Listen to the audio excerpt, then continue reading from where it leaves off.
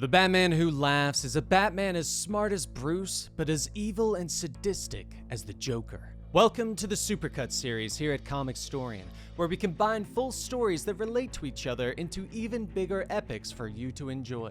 The Batman Who Laughs is an alternate evil Batman that became many people's favorites very quickly after being introduced in the Dark Knight's Metal event. He later went on to have his own Batman Who Laughs series by Scott Snyder, which was amazing, and then led into his series The Infected, which led into death metal. So, this is the Batman Who Laughs and The Infected. Enjoy the next 2.5 hours of Batman voices and Joker laughter.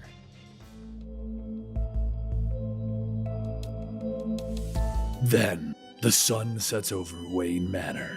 Outside, the smell of fresh-cut grass fills young Bruce's nose as he races across the lawn. Alfred and his parents stand with their hands locked, racing as fast as he can. He tries to break their grip, but he can't. Laughter fills the air as the family continues to play. It is Bruce's first and happiest memory. Now, the Bat Raptor careens down the highway as Batman avoids an explosion, yelling for Alfred to give him a status update as he chases after a flatbed truck with a house strapped to the back of it. "I'm reading 3 shooters, sir, with extra compartments inside of the flatbed cushioning," Alfred's stoic voice informs him over the radio. But he can't see what they're smuggling, though. Children watch with a smile as Batman races by their family cars on the highway. "We have to get them off the road now. There are too many people here." The truck smashes through 2 more cars, sending them towards the rails, and with a quick launch from the Bat Raptor grappling them together, they are left hanging off the highway. Luckily, Gotham banks offer an amazing Batman insurance. The thugs on the truck have had enough of the Caped Crusader, and they launch one of the houses at him. Batman has been following these smugglers for a while. Word on the street is that they are smuggling unidentified bodies out of Gotham for weeks. He couldn't save them in life, but he will protect them in death. He presses the button for ejection out of the Bat Raptor, launching himself into the air and clear over the house as it breaks apart. Batarangs launch through the air, disarming the shooters on the truck as he swoops in. One of the goons cushions his fall as Batman rams his boot into the man's chest, driving them both through the roof of the house. Inside, cloaked in the shadows of the house, Batman begins to scan, and he manages to find a secret compartment, and a silver casket greets him. He opens it up to find the face of Bruce Wayne staring back at him from inside the casket. Alfred sputters confusion over the radio. "Sir, is that you?" Later, Bruce has disguised himself as the mortician at the morgue. The body of a Bruce Wayne lays on the table before him, roughly age 42, death unknown. The subject was in good physical health, with no wounds or signs of internal injuries. "Are you hearing me?" Bruce asks a silent Alfred over the radio. The trusty butler comes through apologizing. It's hard to be clinical when he knows who the man is on the table. That is Bruce Wayne. Our Bruce understands, but he needs him. He doesn't have a lot of time. The DNA matches, they are the same person, and the scars are consistent with the ones that he received in his early years as Batman. But the histories of his scars stop at a certain point. Batman theorizes that this Bruce Wayne stopped fighting crime when Bane broke his back. The evidence points to him working on civil projects to clean up Gotham. An indentation on his finger would suggest a wedding ring, and a tattoo suggests a child. If he had a child, he was going to suggest the same name when he saw Selina. All evidence points to this Bruce being happy. The radio goes dark as suddenly Bruce is behind Alfred in the car, pulling the mask from his face. "Alfred, it's him. He's back, I know it." Alfred knows where they have to go, and Bruce tells him to take them there now. Arkham Asylum is bathed in the pale moonlight. Inside, 2 guards chat while making their rounds when suddenly one of them is startled as Batman appears behind him. "They just redid the sensor triggers. How did he even get in?" "I have to say, it's an honor, sir," starts one of them. Suddenly, a red-hot blade sweeps through the air, cutting the man in half. Other guards appear, ordering the Dark Knight to stand down. Something's wrong, though. One of the men begin to notice it immediately. "Are those guns? Batman doesn't use guns." The Dark Knight turns, leveling his rifle. Gunfire erupts as the smell of acrid smoke fills the hallway. Brass casings fall to the floor, but they're drowned out by the gunfire in the tight space. Guards fall as bullets rip through their bodies, shot by Batman. Knives cut through flesh and bones break beneath the heel of his boots. Grimly, the Batman continues through the hallways, leaving a pool of blood in his wake. Victor Fries watches the man pass his cell, and he tries to reason with him. Wordlessly, Batman lights him on fire. Continuing on with the screams of pain behind him, this torturous Batman stands outside a cell. A final knife ending the life of a guard who radios in his presence. The cell opens, and Batman stands in the doorway. "Hello, old friend." A grin meets him from the shadows as the Joker leans forward into the light. "Why, hello, Bats! Don't tell me you're here to kill me!" But Batman just offers a tight smile. No, he steps aside, allowing a darker figure forward. "But I am," the Joker stammers out a plea. We can team up! We can work together!" But the Batman who laughs gives him his answer as he brings his sickle down on the clown's head. Later, Batman and Commissioner Gordon stand atop the GCPD in the rain, the bat signal lying dark beside them. They know it wasn't you. They know that the real you wouldn't use guns, but they're scared. "I'm keeping the signal off, Batman." Batman tells him that he understands. And Batman tells him about the other Batmen, the one who laughs. A dark mirror image of himself that was infected when he killed the Joker from an alternate universe. A Batman that is also the Joker. He's not the Joker, Jim, but he's also Batman. He's me. He's here to win, to kill anything and everything that is a threat. He led the same life. He knows all of my secrets. He is an apex predator. He has a plan. And I just can't see it yet. Batman leaps off into the night. He needs help. But the decoy of the Joker that has been in the Joker's cell has been there for days. Batman knew where he was. Returning to the cave, he orders Alfred to lower the water levels in the waterways, the pathways leading into the Bat Cave. Only one man has ever used those to potentially get into the cave, and only one man would be there right now. Alfred is shocked as the water lowers, and it takes a little time for something with pale skin and green hair to appear from the water. And the Joker stands before them. He pulls out a gun, and he aims it at Batman. Before the Dark Knight can react, the gun fires. The bullet exits the rear of the gun, piercing the Joker through the heart. Batman grabs the clown as he falls, laughing.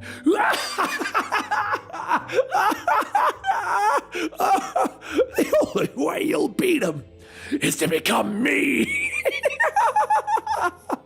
Alfred stares in horror as Batman's mouth pulls back a grin. An insane cackle begins to rip out of his throat, and the laughter begins to fill the cave as Batman kneels over the Joker's body, infected.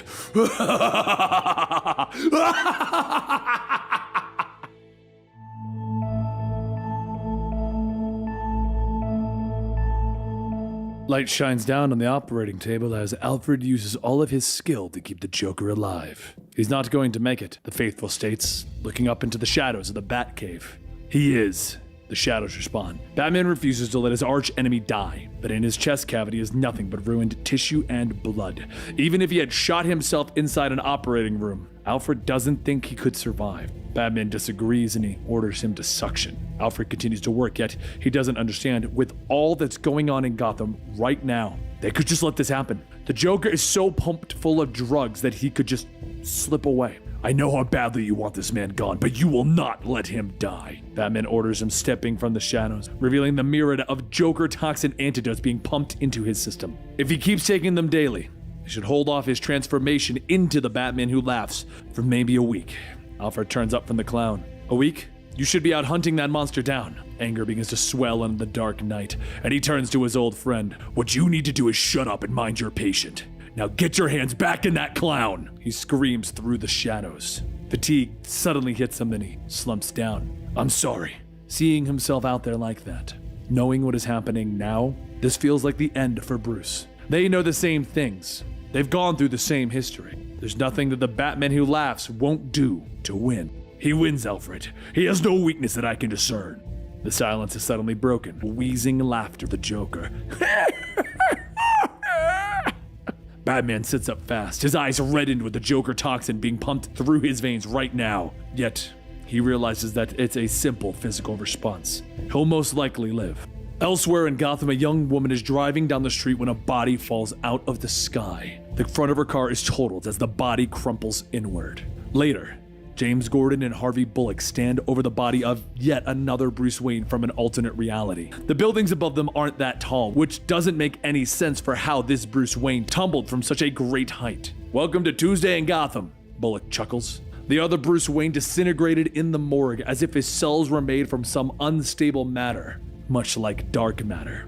Maybe the Batman who laughs is pulling them from another dimension. Why Bruce Wayne is so special though, who knows? Bullock states, chomping on his cigar and staring at the body. Gordon peers at his partner for a moment. Normally, Batman is better about his disguises. "Are you okay, Batman? You seem off." Then he shrugs off his old friend's concern. Batman will be fine. Similar to the last Bruce Wayne, this one led a different life. This Bruce was mayor of Gotham and was probably in a blimp when he was pulled through into this dimension. Whatever they wanted from this Bruce, they already got it. A puncture wound in his heart shows where the one who laughs took something. He's using his cells to make something. He's from the dark realm. He could be making something to infect people. A patrolman pushes through the crowd, waiting to speak to Detective Bullock, who we now know is the undercover Batman. It seems the boys in blue are having a pool as to who's going to win this little fight. The Batman, or the one who laughs. Anger flashes through Batman and he whirls around at the young man, screaming at him for interrupting. Gordon pushes him back, telling the officer to go back to his post. He tries to soothe the disguised Batman. Harvey usually tries to make the men feel more important, even with the Darknet around. Yet Gordon, he's always been on Batman's side. Batman understands, and he wants to show Gordon something. He shows him an old map of Gotham. The original families built the Wayne Tower to be the central hub of the city. When the plague came through, it wiped out a third of the city. They built a failsafe, and they called it the Last Laugh. The system would blow the entryways and vaccinate the entire city. After the last Joker attack, Batman began to build his own Last Laugh system, a final defense against a biological attack, a way to cleanse the entire city, with the central hub being Wayne Tower. Inside Wayne Tower, at this very moment, the elevator man hears the voice of Bruce Wayne calling from the hallway. He stands to his feet, asking if the approaching billionaire is going up. The villain, clad in black leather, steps through the corner. "Ha! Always, Bill. Always." Bill smiles, his eyesight long gone. He's always liked Bruce Wayne. He's one of the good ones. At the top, the elevator dings, and the guards turn. The one who laughs is in amongst them quickly, his blades slashing and cutting them up, blood splattering as limbs are severed and batarangs cut deep into flesh. He stops smiling at the window, counting down. The glass shatters as Batman explodes through the window, screaming for the madman to stop. "Ah, you're looking well!" The villain cackles and the fight begins. The one who laughs is leaner and faster, but Batman is stronger. They know each other's moves, but Batman's been training, developing a fighting style the one who laughs won't know. He stands over his fallen foe, breathing heavily. "This is where your plan ends." But Batman doesn't know the plan. Well, maybe not all of the plan. Even laying here, out of the line of fire, the round hits him in the chest before he could even hear the shot, and Batman is on the floor. The one who laughs stands over him now, warning him not to move. That round that the Grim Knight shot him with has a taser in it, the deadliest man alive. Batman, what if Joe Chill had dropped the gun in that alley all those years ago? In the Grim Knight's world, Gotham is his weapon. Batman struggles to try and get up. "I'll kill you if I have to." The words just bring laughter, the one who laughs. Killing himself means that it doesn't count. A free pass.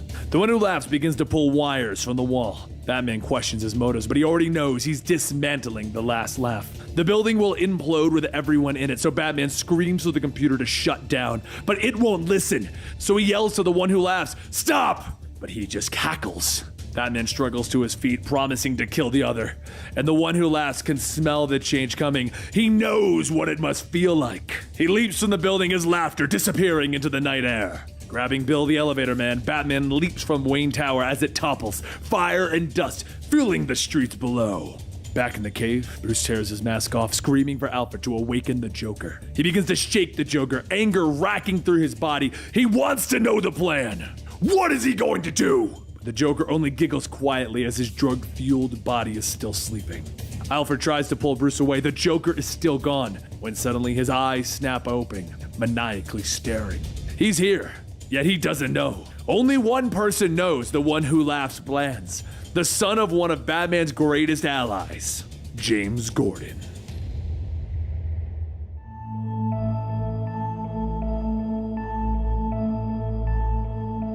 Commissioner Gordon stands over his son, James. We need to talk, but James just continues his work, scanning boxes for stocking. I've been doing everything they ask, I promise, he tells him, continuing his work. He can't stop. Everything he does is timed and monitored. He does what they ask. He does the finger prick twice a day. Everything to keep within the program. But Gordon knows. He's always watching his son. He's seen the scans. He's read the test results. He's glad that things are working out so well for James. I'm not here to shut down the program, Gordon tells him, lessening his son's fears that he maybe messed up, maybe something went wrong. James doesn't understand if he's not here because of that. Why are you here, Dad? It's about plans. Batman growls in the shadows in the back. Plans to kill this city 100 different ways. Gordon tries to explain everything to the Dark Knight. There's nothing to explain. Your son is a psychopath. I know all about the drugs in the program. I know that it's working. I don't want the good James, the fixed James today. Today, I need the old James, the murderer, the genius. His bat computer displays a map of Gotham's waterway system. Decades of construction have left the system open to all manners of attack. He only has one fail-safe system still in place. He needs to know which route the Batman who laughs is going to use to infect Gotham. James begins to stammer. Why would I even know that? How would you know? Because it used to be all you knew. As a child, it was all you thought about. You were a legend among the criminals. Even the Joker cited you as the best at it. Batman needs James to see the pattern. The one who laughs is winning, pulling Bruce Waynes from other worlds to create a serum that will turn Gotham into hell on Earth. They need the boy who is better at murdering than anyone else on the planet. James holds up his stock gun, the red dot swinging on the box. I'm not doing it, he says simply. And that's when gunfire explodes. Batman pulls James to cover as the bullets tear through the room. Give me Gordon, and no one gets hurt, the Grim Knight orders from the doorway. The two grapple, fighting in the streets, when suddenly pistols are pointed at one another. Look at you! Careful you don't shoot your eye out! Grim smiles, yet just because Batman doesn't like guns doesn't mean he doesn't know how to use them. The grappling gun goes off, sliding past the Grim Knight's head, and he smirks.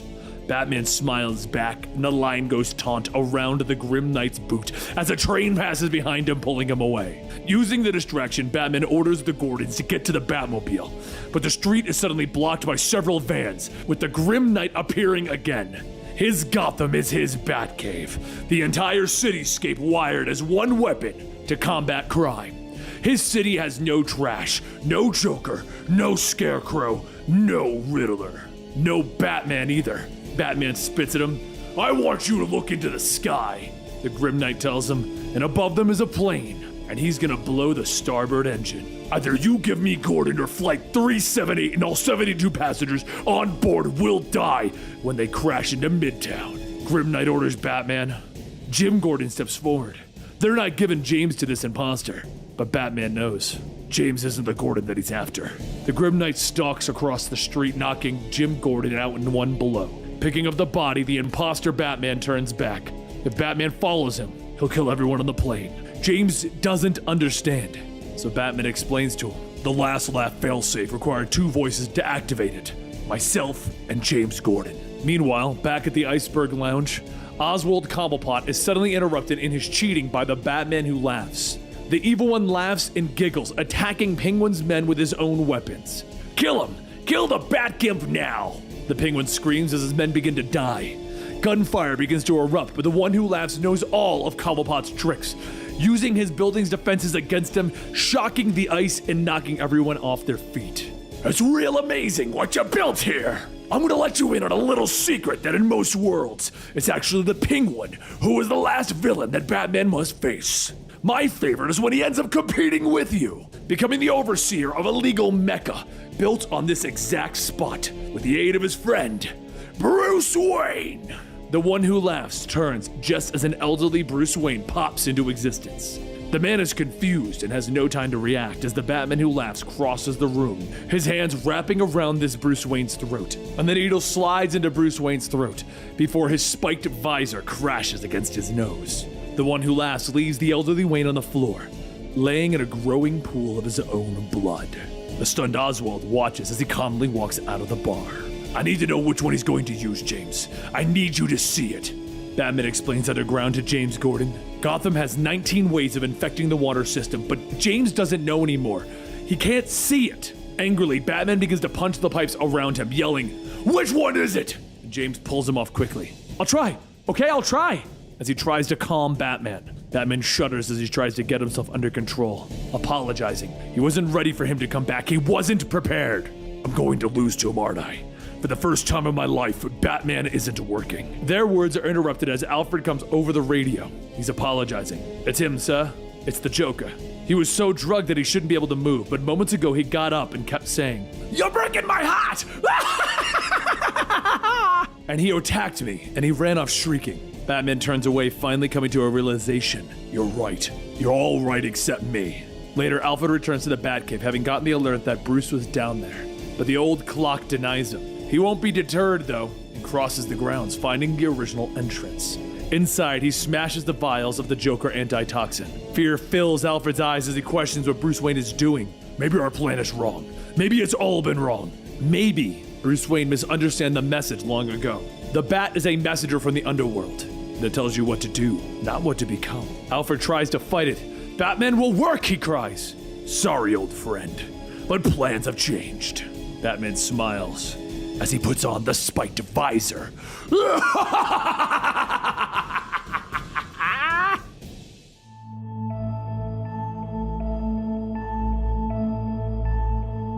Alfred stands in the cave, his eyes fixed in horror at the man who has become his son over the years. What have you done? What I had to do, Bruce answers, but Alfred crosses the cave quickly, trying to rip the visor off of Bruce's head. Red eyes are glaring back at him, and Alfred is horrified. Alfred, do not do that again, Bruce snarls, reaching for the visor. The one with the spikes over the eyes, the one that makes him look like the Batman who laughs. But Alfred refuses. He's not Bruce anymore, and he tries to explain. Every monster that he's ever faced, he has stayed true to who he is. Why change now? So Bruce tries to explain. The Batman who laughs sees through the membrane of the dark multiverse. He sees the worst fears and desires of people. He forged that visor from dark metal. If I can learn to use it, I can beat him at his own game. Bruce leans in. Please. I'll take it from you if I have to. But Alfred refuses, swinging the visor against Bruce's head. Anger fills Bruce as he launches himself towards his faithful butler. But Alfred isn't afraid to fight back, calling on his ears of military service. He stuns the Batman, but Bruce is back on his feet quickly, screaming at him. All you've done for years is hold me back. I carried you through the years out of pity. But Bruce stops mid-rant, his mind clearing briefly, and he recoils away, sickened and frightened by himself. I'm so sorry, he gasps as Alfred pulls him into a strong embrace. Yet Alfred knows his job has been to protect him all of these years. Yet I fear there's no protecting you this time, he confesses. And Bruce agrees, but the Batman isn't about him. It's about Gotham. I need to see it as a monster does, he says, pulling on the visor and speeding away in the Batmobile. Batman's evil smile begins to fill the room as he begins to speak to Jim Gordon. On his world, they were the best of friends, but he never got to meet him as he has now. Jim Gordon died before the Batman who laughs was ever created, after the Joker booby-trapped his notebook. They stand in the underground lair with the grim Knight behind them, stoic and well-armed. Jim tries to fight through the gag as the one who laughs continues. It's almost time. We need only 2 more canisters to change the whole city. Hey, with a little serum,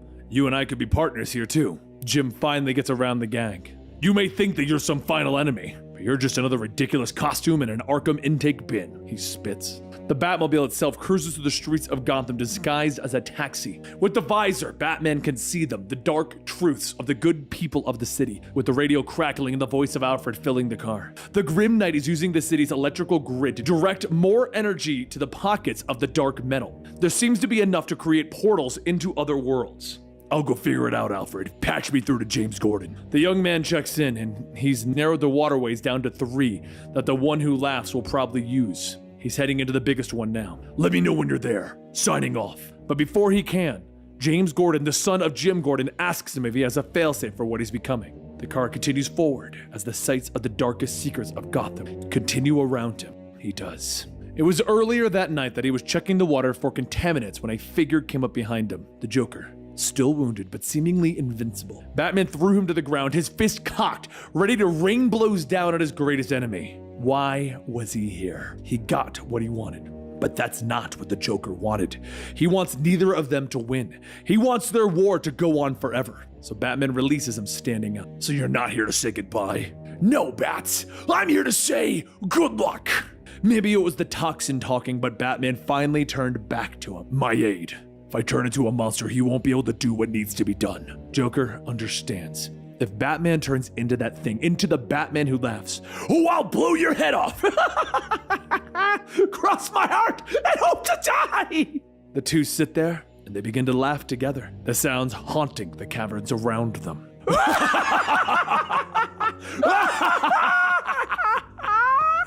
Blackgate Prison. Batman quietly stalks through the shadows, the dark metal energy reading off the charts.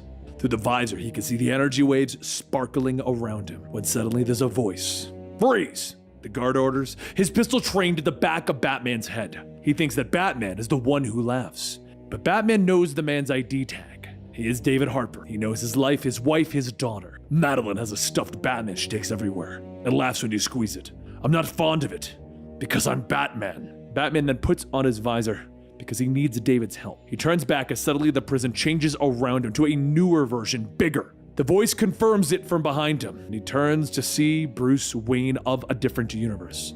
I run this place. Welcome to the end of the line. Back in the sewers, the Grim Knight releases a confused Jim Gordon, yet it's simple. Jim hunted him in his world, and now I'm going to hunt you in yours.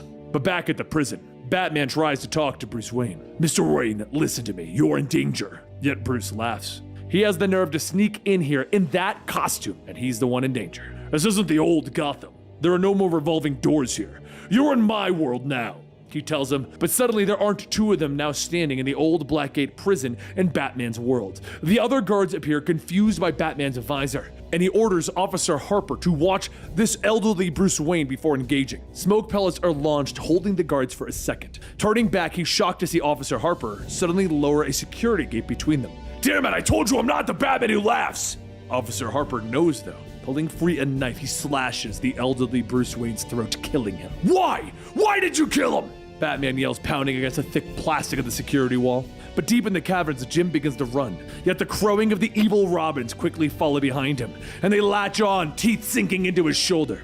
At Blackgate, Officer Harper lifts his security helmet, revealing a hideous grin, the one of the Batman who laughs. The other guards come up behind him, and Batman tells them what's happening. It's the Batman who laughs! He's behind me!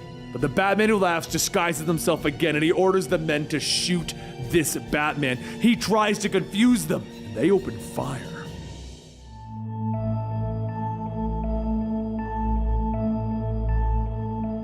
Beneath Gotham City, the Grim Knight pushes along James Gordon, his hands tied behind his back. He tries to reason with the man. If there's any part of Batman in him, then he can't be all bad. I'm your friend. I'm your ally.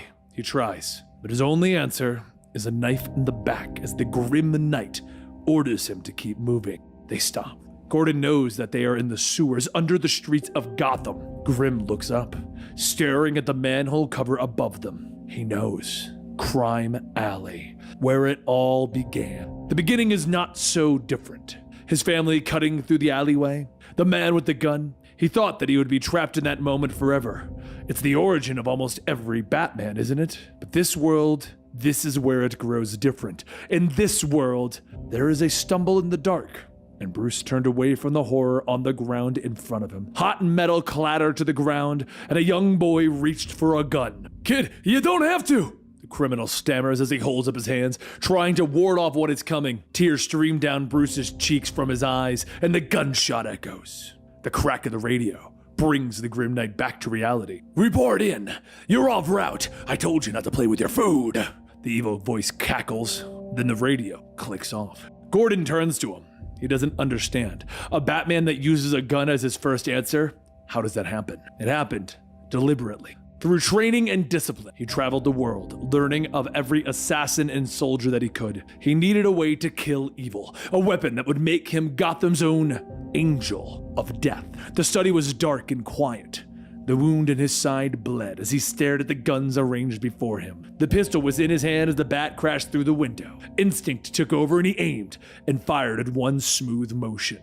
Yes, Father, I shall become a bat. Later, the crime families of Gotham set in a swirl of smoke, and from the darkness, the Batman emerged. Ladies and gentlemen, you have eaten well. Your feast is over. From this moment on, no one is safe. The fire in the building raged, burning the disease that infected Gotham away. It was the beginning of Batman's war, and they all fell one by one. Gordon still tries to piece it together as the Grim Knight pushes him through the sewers, and another blow silences him. In his world, the Grim Knight never faced the kind of colorful characters that this Batman did. He faced something else. On his world, his James Gordon was the one who pushed him. He didn't like the Batman's way of doing things. If anything, this Batman character is making our jobs easier. Detective Flask smiles, drinking his coffee, but Gordon doesn't believe that this is justice. It's terror. That night, on the roof of the GCPD, Gordon waited by a bat signal, the full SWAT at his command. Rifle shots suddenly darkened the lights, and Batman was over his shoulder. I thought you were smarter than this. Why draw me into the light? But it's not just a light, it's a magnet, and Batman is dragged across the roof. Gordon smiles. They finally found all of his secret caches. His men are raiding them as they speak. Batman will have nothing at his disposal. We're going to unmask you here, take you into custody, and put you in front of a judge. Gordon smiles. Yet, Batman simply turns to the other officers on the roof. How much did Gordon pay you to stay with him? You know whose city this is. I know you each by name. You're bluffing. I just spent the GCPD slush fund on Wayne Tech to hide their identities. Gordon scoffs and Batman smiles. Money well spent. Suddenly, the officers' vests all begin to glow red as they explode, killing them instantly. Batman breaks free, throwing himself at Gordon, and he hangs the man over the rooftop, showing him the city below. You've given me a good fight, Jim, but you're in my way. The radio crackles as Batman turns to leave. Something has hijacked the GCPD blimps, and they're dive-bombing Arkham Asylum and the Blackgate prison. Without a word, the Dark Knight descends on the city. Back in our world, with the hostage Gordon, he sits and watches live feeds of everywhere that he and his family have lived for years. The Grim Knight explains that the one who laughs has terrible plans for him and his family. It took a lot of work to change his mind, to make him see that my way was better. Gordon doesn't understand. What does he want? Suddenly, the Grim Knight is there, his pistol pointed in Jim's face. To save you, Jim. In my world, the city became my weapon, taking the lives of would-be murderers, rapists, and the corrupt without me even lifting a finger. Yet Gordon was still there. One day, you came and confronted Bruce at the manor. I disarmed you, humiliated you in front of so many, your life's work dismantled in front of you. The Grim Knight remembers all of these things and he tightens his finger on the trigger to convince him that his plan was too easy. The Grim Knight explains that he wants Jim to see what they're going to do to this world. You're not Batman at all, Jim tells him. He can hear it in his voice. He doesn't believe in Gotham. The trigger pulls, the hammer drops, and a bony finger is there to stomp it. No, this isn't the way, the one who laughs tells him. But Jim doesn't understand. Why would he stop this? Why would the Batman who laughs deny the Grim Knight his revenge? But the Batman just laughs. This isn't about revenge. The Grim Knight is trying to show him mercy. What I have in store for you is far worse than death.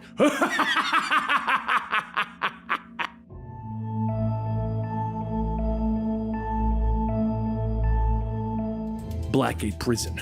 The guards open fire, bullets raining down on Batman, impacting against the Kevlar on his cape. Stand down! I'm the real Batman! He yells, trying to get them to see that the man behind the bulletproof glass is actually the real Batman who laughs. The one who laughs grins behind his disguise. Fun being me, isn't it, Bruce? I'd get used to it. Bye-bye now! As he turns to leave, yet Batman won't let him get away again, throwing an acid bomb at the glass, and the glass begins to sizzle and melt as the acid slowly begins to work. He continues to yell for the guards, trying to convince them of his true identity, that he's worked with them before, and suddenly the glass begins to give and he launches himself through, leaping away from their outstretched hands. He rolls to the other side, seeing the alternate Bruce Wayne, the one who is the warden of Blackgate Prison in another universe, dead in a pool of his own blood, his head nearly cut off. There's no time. The guards are right behind him. Thinking quickly, Batman slings the dead Bruce Wayne over his shoulder.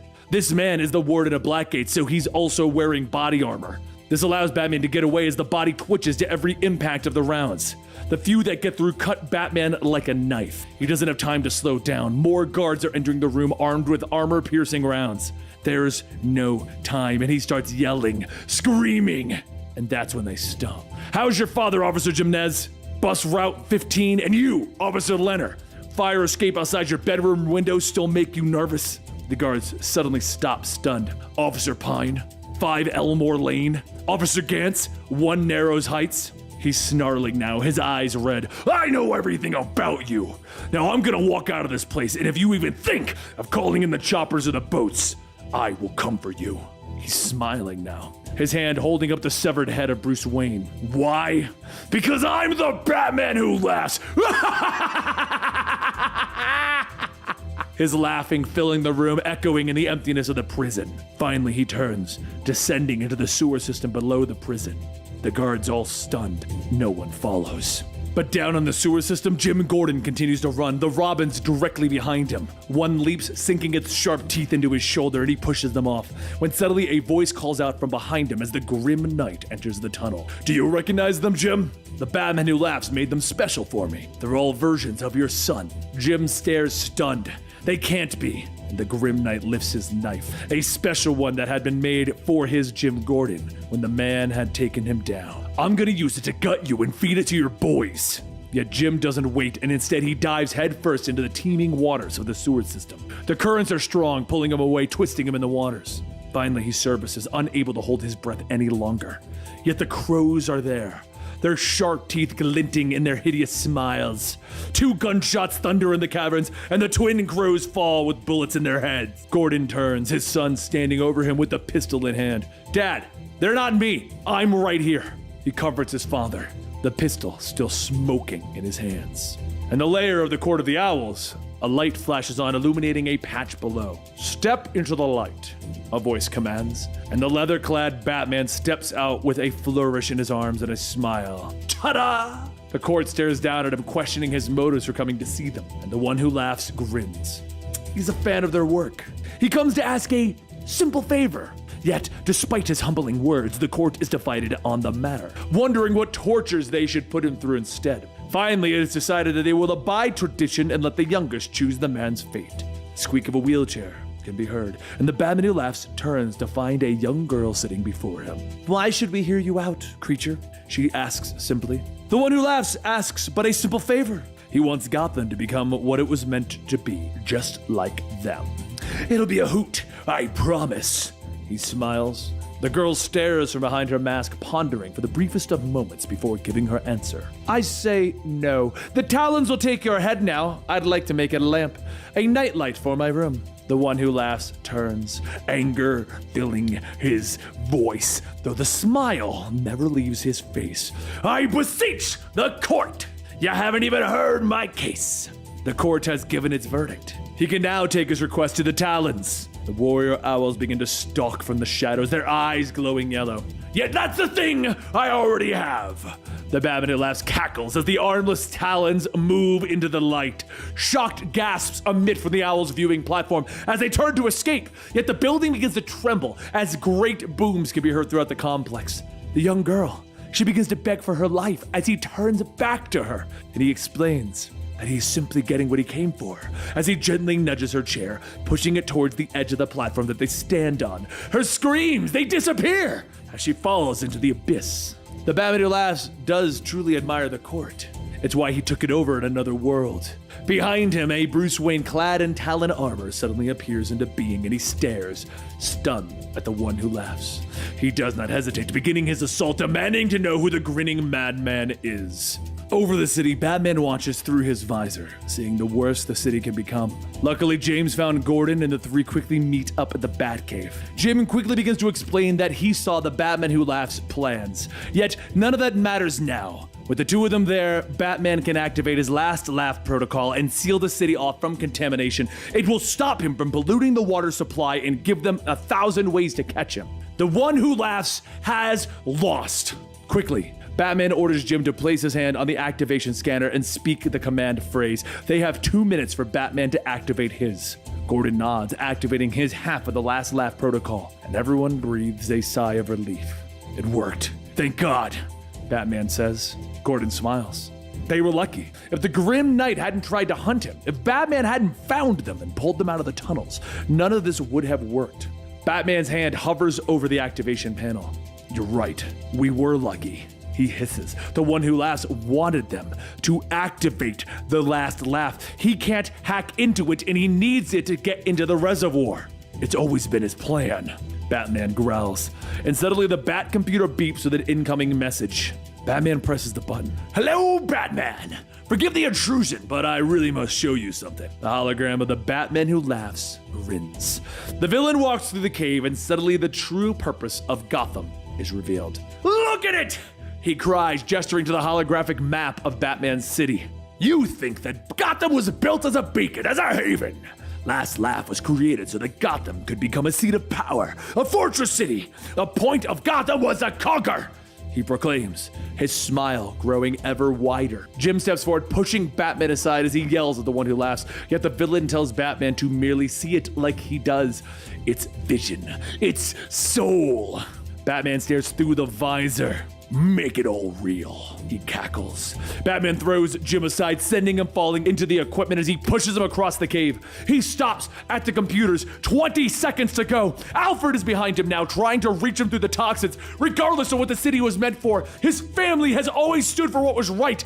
Behind the visor, tears fall from Batman's eyes. 10 seconds. He places his hand on the activation panel. Help the city become what it really is. Help it fulfill its destiny. Help it become the best version of itself possible. The hologram cackles as it leans over Batman and the computer, almost as a demon on his shoulder. Batman activates Last Laugh.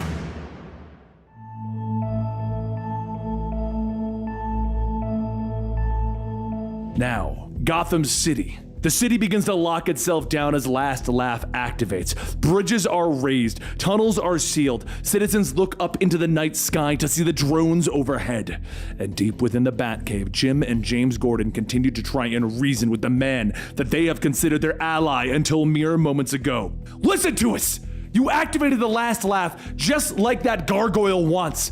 You have to shut it off, Jim yells as he beats on the glass of the box that Batman has trapped them in. Yet it's no use. James tells his father, Batman is gone. I'm not. Not yet, the Caped Crusader growls, watching his city on the monitors. Then why? Why did you activate it? Gordon questions. Because it's our only chance. Batman explains that the Grim Knight will most likely hack into the system's power grid within a few hours. Until then, though, we control the city's power. It gives us time to set a trap. Batman stalks across the cave, standing in front of the men that he still considers his allies. You can make that face, but I still need your help in protecting the city. Gordon just stares. What makes Batman think that he can beat the one who laughs? You're almost him right now. What makes you think you can win in this condition? He questions. But Batman smiles. Because of exactly that, I'm almost all him. And so I know his one weakness. Elsewhere in the city, the one who laughs stands on a rooftop with a high-powered rifle in his hands. He stares down the scope, watching Crime Alley with a hideous smile playing across his face. Come get your reward. He giggles. Energy suddenly crackles within the alley, and an elderly Bruce Wayne is sitting in a wheelchair in the street. Reporters stand around him snapping pictures as the man who used his own money to save Gotham receives an award from the city. His family stands around him, family that would stand beside Batman and other multiverses. The one who laughs, his finger tightens on the trigger when a voice suddenly cuts through the radio. Bruce, is that you? It is, monster. Now watch your target closely as I make him disappear before your very eyes. The one who laughs, rifle kicks and the bullet speeds away, yet the scene then shifts and the elderly Bruce is gone. A laugh is pulled from the evil Batman's throat. I thought you were finally on my side, but apparently you still got a fighting chance, Bruce. I give you maybe another hour, maybe less, so enjoy it while it lasts.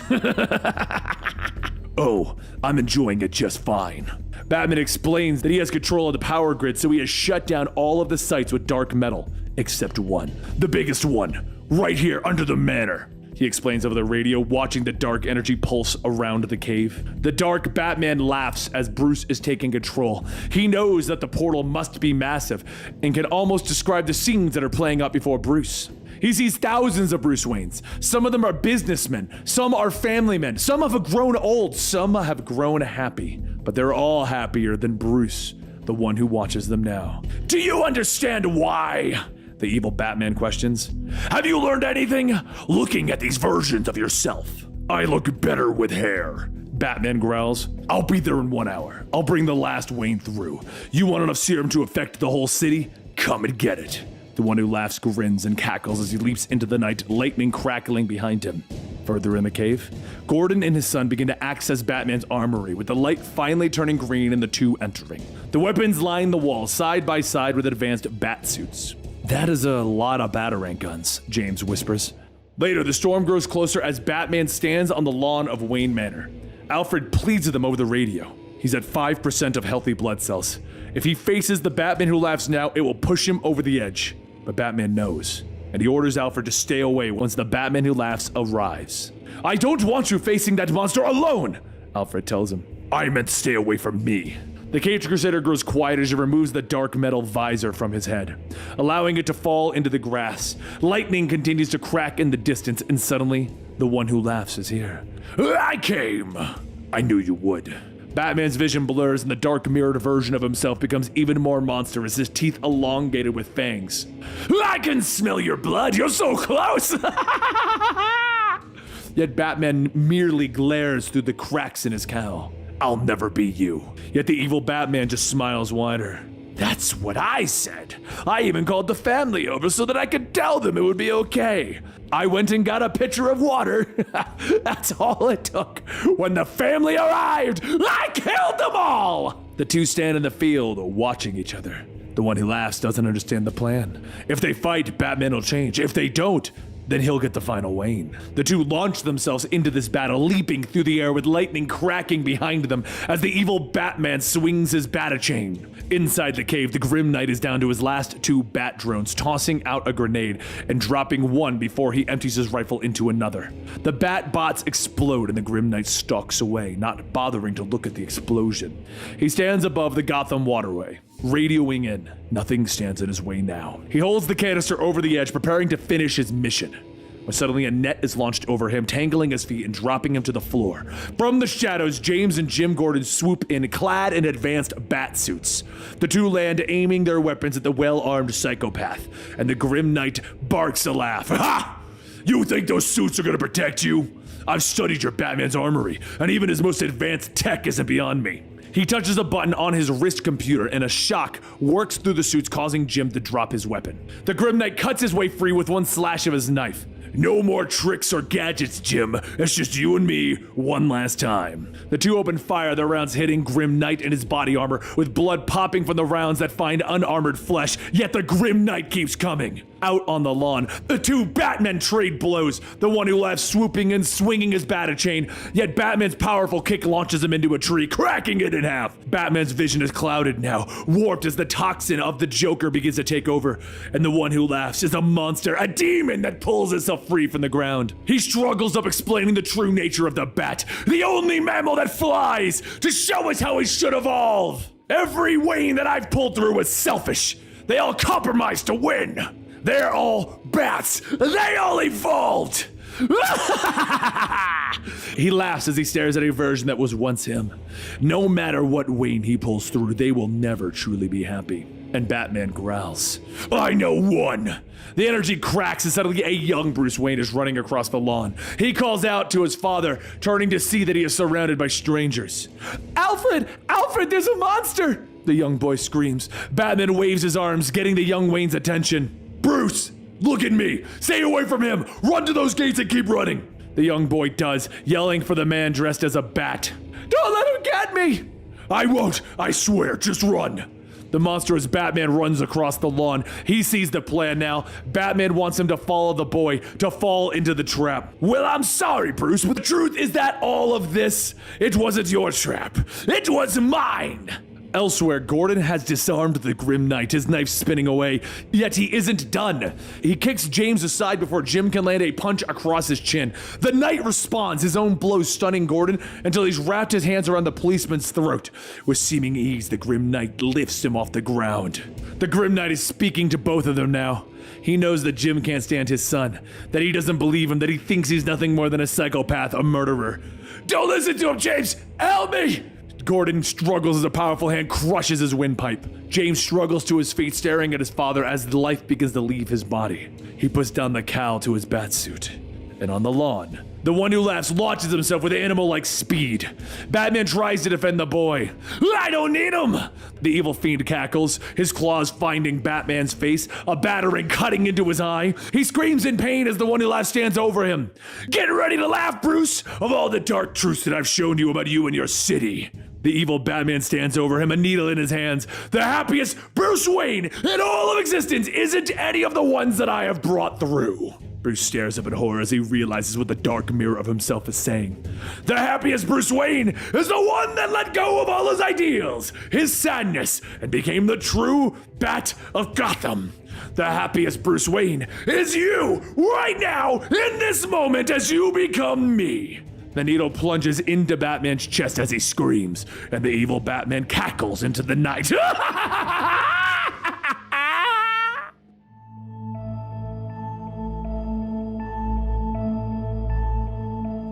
Slowly, Bruce's face begins to twist as his lips pull into a vicious grin. He stares up into the face of the Batman who laughs, his eyes large and red with insanity. The one who laughs takes a step back, removing his foot from Bruce's chest, allowing him to stand.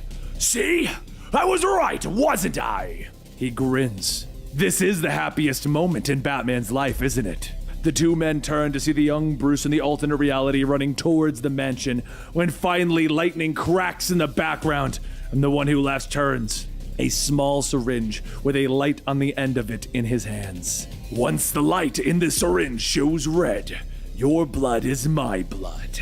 With Bruce's blood polluted, the one who laughs can use it to transform the city. Everyone will become infected with the Joker toxin. Yet he stops, pulling free a submachine gun from his chest. But it means something else, doesn't it? He asks. Batman just smiles, his look of insanity complete. There can be only one. In the water reservoir, the Grim Knight has his hands around Commissioner Gordon's throat. He dumps the toxin into the water with his free hand, calling for James to help him kill his father. But Gordon isn't out yet, slamming his knee into the Grim Knight before jumping into the water to go for the Knight's weapon. Back at the battle, though, the one who laughs' smile somehow gets broader, drawing the weapon around so that it points at his own head. This is it, Bruce! Fly high, my friend! Fly high and lead your world as a true Batman! Batman just smiles. I will, brother. A brief moment passes and the one who laughs cocks his head to the side. The gun swings around, gunpowder exploding as he pulls the trigger, launching a small burst that clips Batman in the shoulder. You almost had me, Bruce, he snarls. I don't know why you haven't changed all the way, but I don't care anymore. He aims the weapon again as he speaks, realizing that his plan is not working. Batman is not becoming the one who laughs. See, I was your best friend, but now I'm just gonna kill you. In the cave, Jim is being dragged from the water, with the Grim Knight once again having him by the throat. Instead of killing him, he has an idea. Make him the first one. Gordon tries to hold his breath as he's thrown beneath the surface of the waves, now polluted with the toxin. The Grim Knight screams for him to open up his mouth, to let the madness in. He calls for James again, ordering him to slit his father's throat if he doesn't listen. At the manor, the one who laughs is distracted as he turns to see the young Bruce running away. I almost forgot about you! He smiles as he turns from the wounded Batman, pulling free the blade from his coat, and he begins to stalk his prey. The young boy leads him into the Wayne family cemetery. Come on, Bruce! I'm a friend, I promise! He calls, his knife glinting in the random lightning strikes. The villain turns as the boy darts from behind a headstone, distracting him, when suddenly there is movement, and Alfred steps out, shotgun in hand. Die, demon! He screams, the weapon bucking in his hands as he fires again and again. Die and you go back to the hell you came from. The villain laughs as he struggles to his feet, the empty click of Alfred's weapon betraying his lack of ammo. You almost had me! Just a couple more shots! The Batman who laughs struggles, but before he can move against Alfred, a boot connects with his head from behind. Why the hell aren't you changing? He snarls as he turns to see Batman behind him smiling. Just lucky, I guess. The trap springs around them as the grave lifts and the weapons activate. They rotate, and the one who laughs merely stares. You think a few tasers are gonna stop me? He questions, yet his words are cut short as the weapons fire, harpoons piercing his limbs. A brief moment passes, and the shock courses through his body, pulling a horrific scream from his lips. But the Batman who laughs barely slows, beginning to rip the sharp metal from his body. Batman rips free his mother's headstone, crossing the ground quickly. You know who's a bigger joke than the worst Batman? He asks as he swings the heavy slab of stone, cracking his enemy across the face. The Batman that he beats. The one who last falls away, his jaw dislocated, his smile hanging, and a horrible grin. Batman pauses, staring at him. Why aren't you laughing? He says with a giggle in his throat. At the reservoir, the Grim Knight is still calling for James to slit his father's throat as he holds him underwater. When finally James moves forward and buries the knife deep into the Grim Knight's back, he screams at the enemy as he plunges the blade over and over again. Back at the manor, though, Batman continues to slam the gravestone into the one who laughs. The villain hits the ground hard, so he swings again, and he laughs, the sound echoing into the night.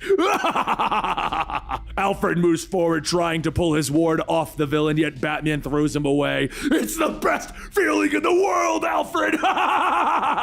His foot slamming again and again into the one who laughs. Everyone in the world needs to feel this way! He screams into the night, holding the slab of concrete high, staring down at the face of the one who laughs, thanking him for giving him this feeling. Hey, bats! A voice calls out of the shadows. The hero turns to see the sight of the Joker standing there, weapon in hand, smile spread across his face. You're welcome, he says as he squeezes the trigger. Later, Bruce stands in the Batcave, the glow of the forge that is melting his dark metal visor reflecting off his eyes. Alfred comes up behind him, staring at his bandaged ward. He's surprised that the young Bruce's blood acted so quickly to reverse the change within his Bruce. Yet he is proud of the young man for withstanding the change for so long. Force of will. Yet Bruce knows that it wasn't a force of will. He explains to Alfred that he believes that the Joker rigged the toxin that was in his heart to give Bruce more time than anyone thought, to give him just enough time. Somewhere in the city, James Gordon is preparing to return to prison, but Commissioner Gordon arrives to speak to his son. He's pulled a few strings and his son won't be going back to prison. James pauses, looking at his father. He isn't quite at the point of health that he wanted his father to believe. I'm not there yet, he tells him.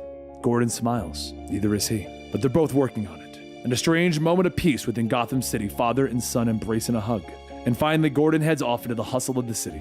He heads outside, and one of the police officers notices his pale skin and strange gait. Commissioner, you okay? You don't look so good. Gordon nods, turning away as he pulls free his glasses, revealing that his eyes, well, they're red with the insanity of the Joker toxin.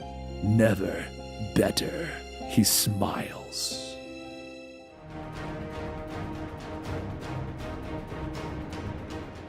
What's your dark secret? Cat Grant asks as the team looks down at Jimmy's photo of Batman, gracing the front page of the Daily Planet.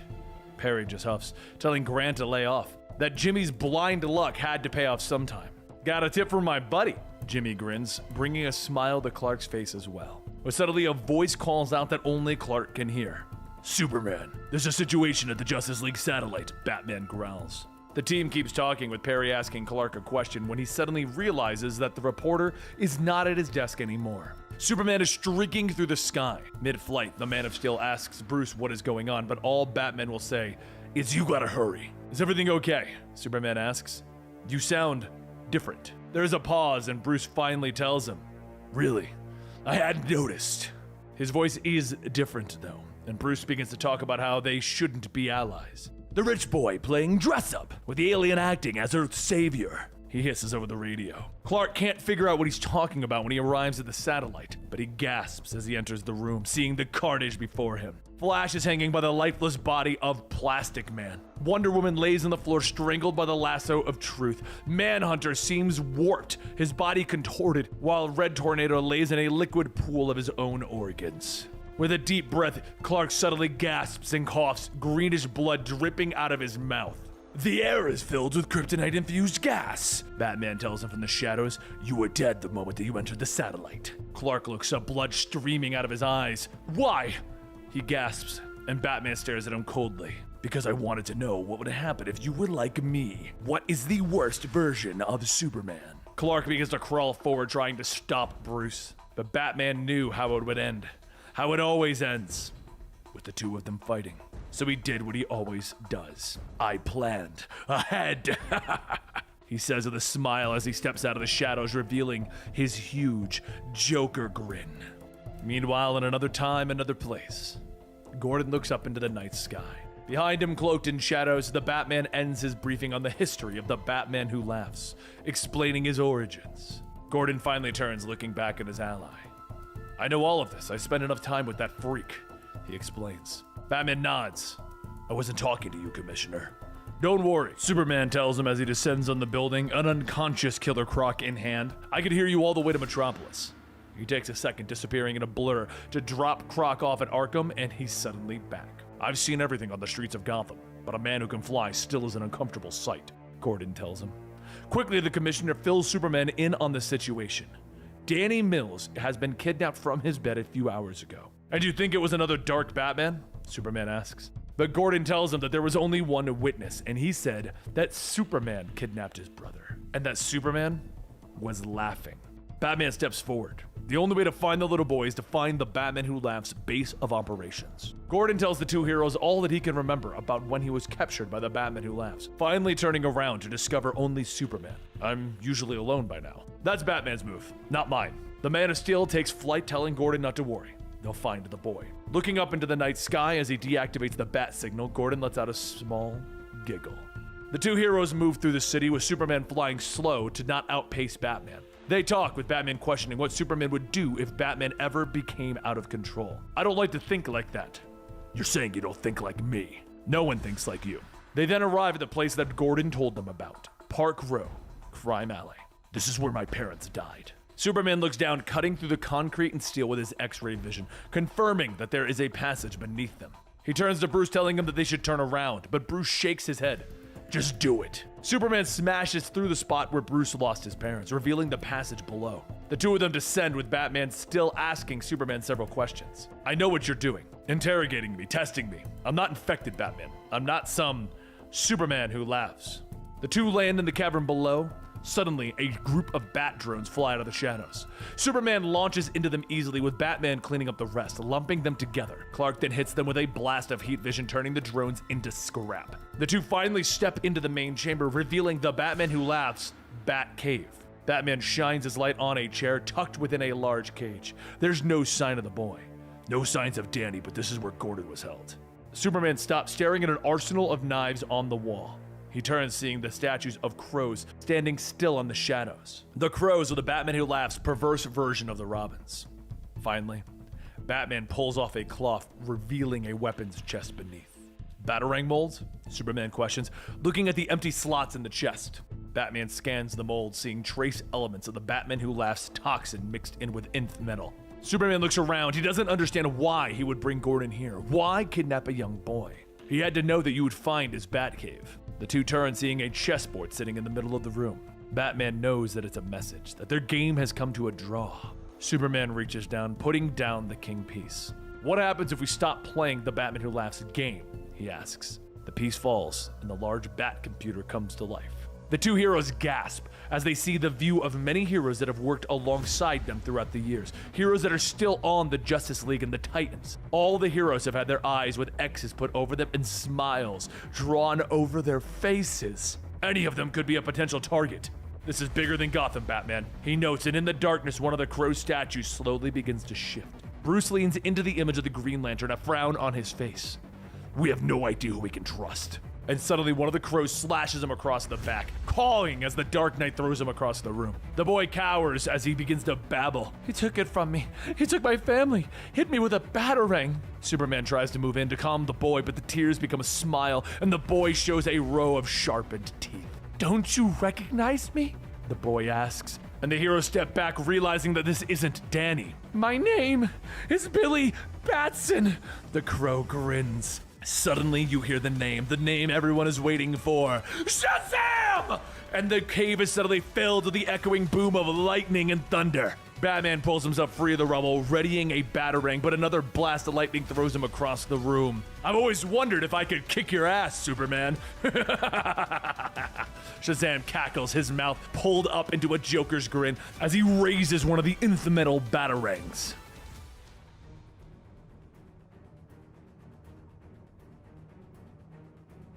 As Jim Gordon walks through the halls of the GCPD, he talks out loud, stating that this is where they keep everything that they pick up from the streets. Evidence, guns, poisons. Every single lunatic in Arkham's toys are kept safe. Everything is cataloged and secured by the state-of-the-art Wayne Tech security. Not even he would have access to it. It's impossible to get past, except with your help. As the shadowy figure behind him waits, the doors to the vault begin to open. Meanwhile, in the cave of the Batman Who Laughs, both the Man of Steel and the Dark Knight are facing off against the Earth's mightiest nightmare, the infected Shazam Who Laughs. As Shazam laughs, he shoots lightning at Superman. Batman throws a batarang, telling him, "We don't want to fight, but we won't let you escape." But Shazam grabs that batarang, crushing it, asking, "You come at me with toys? You are nothing more than some dude in a Halloween costume." He rockets into the sky, shouting, "And I've got freaking superpowers!" As Batman looks up at Shazam gathering his power, he sighs, "I hate magic." Shazam begins to destroy some of the nearby buildings, yelling, "Oops!" as the debris falls down. But while Superman makes sure that no one is getting harmed, Batman begins to look for something. Once the civilians are safe, Superman lunges at Shazam, telling him, "This is enough!" And his eyes begin to glow red, but Shazam cackles. "Wow! Heat vision! Shazam!" Lightning strikes, reverting Shazam back to Billy Batson, and as the smoke clears, he shouts, "Holy moly, Superman! I didn't mean it! Please don't hurt me!" The rage of Superman's eyes begin to fade, and his vision begins to clear. And he asks, "Is that really you, Billy? We can fix this. Whatever the Batman from the Dark Multiverse did to you, we can cure." But Billy tells him, "No, you can't. You have to find my family. I'm sorry, Superman." And with that, Superman is struck with lightning as Billy laughs. "You fool! Shazam!" As Shazam's grip on Superman's throat tightens, he asks, "Did it hurt? Did that give you an owie? Well, once you get a taste of this batarang, the two of us are going to be the best of buds." Superman struggles to try and get free, and he pulls Shazam's arms off of him, stating, "You don't have to." But Shazam holds the batarang with the Superman symbol on it, telling him, "He has plans to save us all, Supes. Soon it will be clear. Your truth is..." But before he could finish, there's the sound of a jet approaching, and Batman smiles as he flies in the Batman Who Laughs Batjet, stating, "This is a real fast ride. Shame about what's about to happen." Batman crashes the Batjet into Shazam, and he asks, "Was that supposed to stop me? There's no weapon on Earth that can." But Batman ejects from the windshield, telling him, "The jet was just a delivery method. I'm always the weapon." As Batman stabs the batarang marked for Shazam, he calls out his name, hitting Batman with lightning, and the two begin to fall to the ground below. Superman calls out to Batman, and as Billy is falling, he yells out, "Game time decision, Supes! Keep fighting or save Bat's life!" And then he yells, "Shazam!" Who am I kidding? We both already know the answer, don't we? Later, Batman wakes up in a stasis chamber, and the first thing that he does is punch his way out. As he pulls off all the tubes and the wires, Keelix tells him, "You're not ready to be freed yet. You must return in order to heal. Please return to..." But as Keelix reaches out, Batman grabs him, slamming him into the wall, shouting, "Where is he? Where's Shazam?" A battered Superman flies into the Fortress of Solitude, telling him he escaped. And Batman yells, "What the hell happened? You should have stopped Shazam." Superman looks away, telling him, "Shazam knew that I couldn't hurt Billy. Billy was just a kid." Batman starts to get into his costume, telling him, "Desperate times call for desperate measures. We need to get back out there. We don't have time to lick our wounds. Shazam was our only lead. Who knows what he could be doing now? He just got away because... Superman stops him, shouting, "He beat us! Both of us! So save the lecture, Batman!" They stare each other down, and after some time, Superman tells him, "There's something that I discovered from our fight. The batarang that Shazam was trying to infect me with, it was..." And Batman stops him. "It was nth metal infused with the serum created by the Batman Who Laughs. Each one has been crafted to infect a specific person. The Batman Who Laughs made 6 more batarangs. Who else is he targeting and why them?" Superman looks over the file stating, "It might be possible that instead of trying to bring more Batmen from the dark multiverse, the Batman Who Laughs is trying to create them here. Is that something that you planned for?" Batman puts on his mask, telling him, "I have contingencies for every scenario. Tools to take down friends and family if they were to ever turn. However, I have not planned on myself becoming corrupt. If the Batman Who Laughs got to Billy without us knowing, he could get to anyone." Superman pauses and tells him, "We might not know the end game of this plan, but Shazam already showed us what the Batman Who Laughs wants. We should give it to him." Later, as Batman sits down at the computer at the Hall of Justice, he quietly asks, "How long?" Superman tells him that he's an investigative journalist. When he keeps secrets from them, he trusts us for good reasons. But there's only one location where you would keep the Batman Who Laughs under lock and key. You wouldn't have told anyone that there was a bat prison built underneath the Hall of Justice. Batman looks at the monitor for the Batman Who Laughs cell, and he asks, "Are you sure about this, Clark?" Superman tells him, "It's desperate times, right? Shazam's mission was to infect me. This is the only way we're going to find out why. You have to trust me." Seconds later, there's a loud zoom, and Superman starts to rip his way into the Batman Who Laughs cell. Batman from the control room watches and says, "And people think that I'm the crazy one." Superman uses his heat vision to destroy the device holding the Batman Who Laughs in place, and the Batman Who Laughs says, "It's so good to see you, old friend." And Batman sits down quietly, telling them, "Clock is ticking, Clark."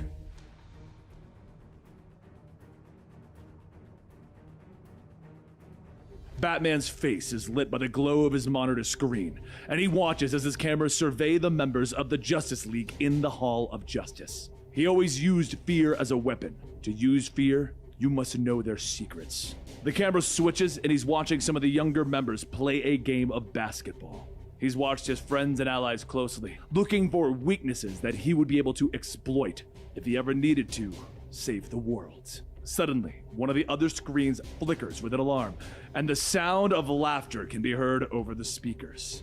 The screen displays the cell of the Batman Who Laughs, who escaped with the aid of Superman, and deep beneath the Hall of Justice, Superman lets out another blast of heat vision, tunneling away from the hidden cell, his face twisted and a horrible grin. "I never should have killed you, Clark." The villain cackles. "Not because of our friendship. No. Because you were the greatest tool in my utility belt." Batman leans forward, continuing to watch the laughing duo make their way underground. He doesn't like this plan. He doesn't think that Clark should be taking the risk. Superman knew that though, but he also knows that they are out of options. "Slow down, Superman. I want to make a quick stop," the Batman Who Laughs tells his new friend. The pair pull themselves out of the hole, standing amongst a vast array of weapons. "At the Hall of Justice Armory!" He laughs roarously at the racks of weapons that are lining the walls. Some high-tech, some low, all deadly. "Everything your super friends have confiscated in heroic adventures. Can't hurt to pick up a few toys on the way out." Superman continues to laugh, his hand clenched in a tight fist. "How about we go upstairs and kill everyone in the Hall of Justice?" At his monitor, Batman stares at his friend. "You're playing the part well, Clark." The Batman Who Laughs puts his hand on his chest, almost proud of what Superman has said, but he shakes his head. "Oh no, too soon, Boy Scout. The heroes have a much larger role to play in my plans." Superman stares at him, his smile growing bigger. "What are your plans? Shazam didn't say." The Batman Who Laughs turns to him. "You know what? It's so good, I'll tell you step by step. Try to keep that Smallville brain following along." The villain turns, holding up his hands, his smile somehow growing even wider as he stares at Superman through his visor. "My infected are going to kill every single living thing in the multiverse. just like your mother died when Krypton exploded. Do you ever wonder what she was thinking in those final moments?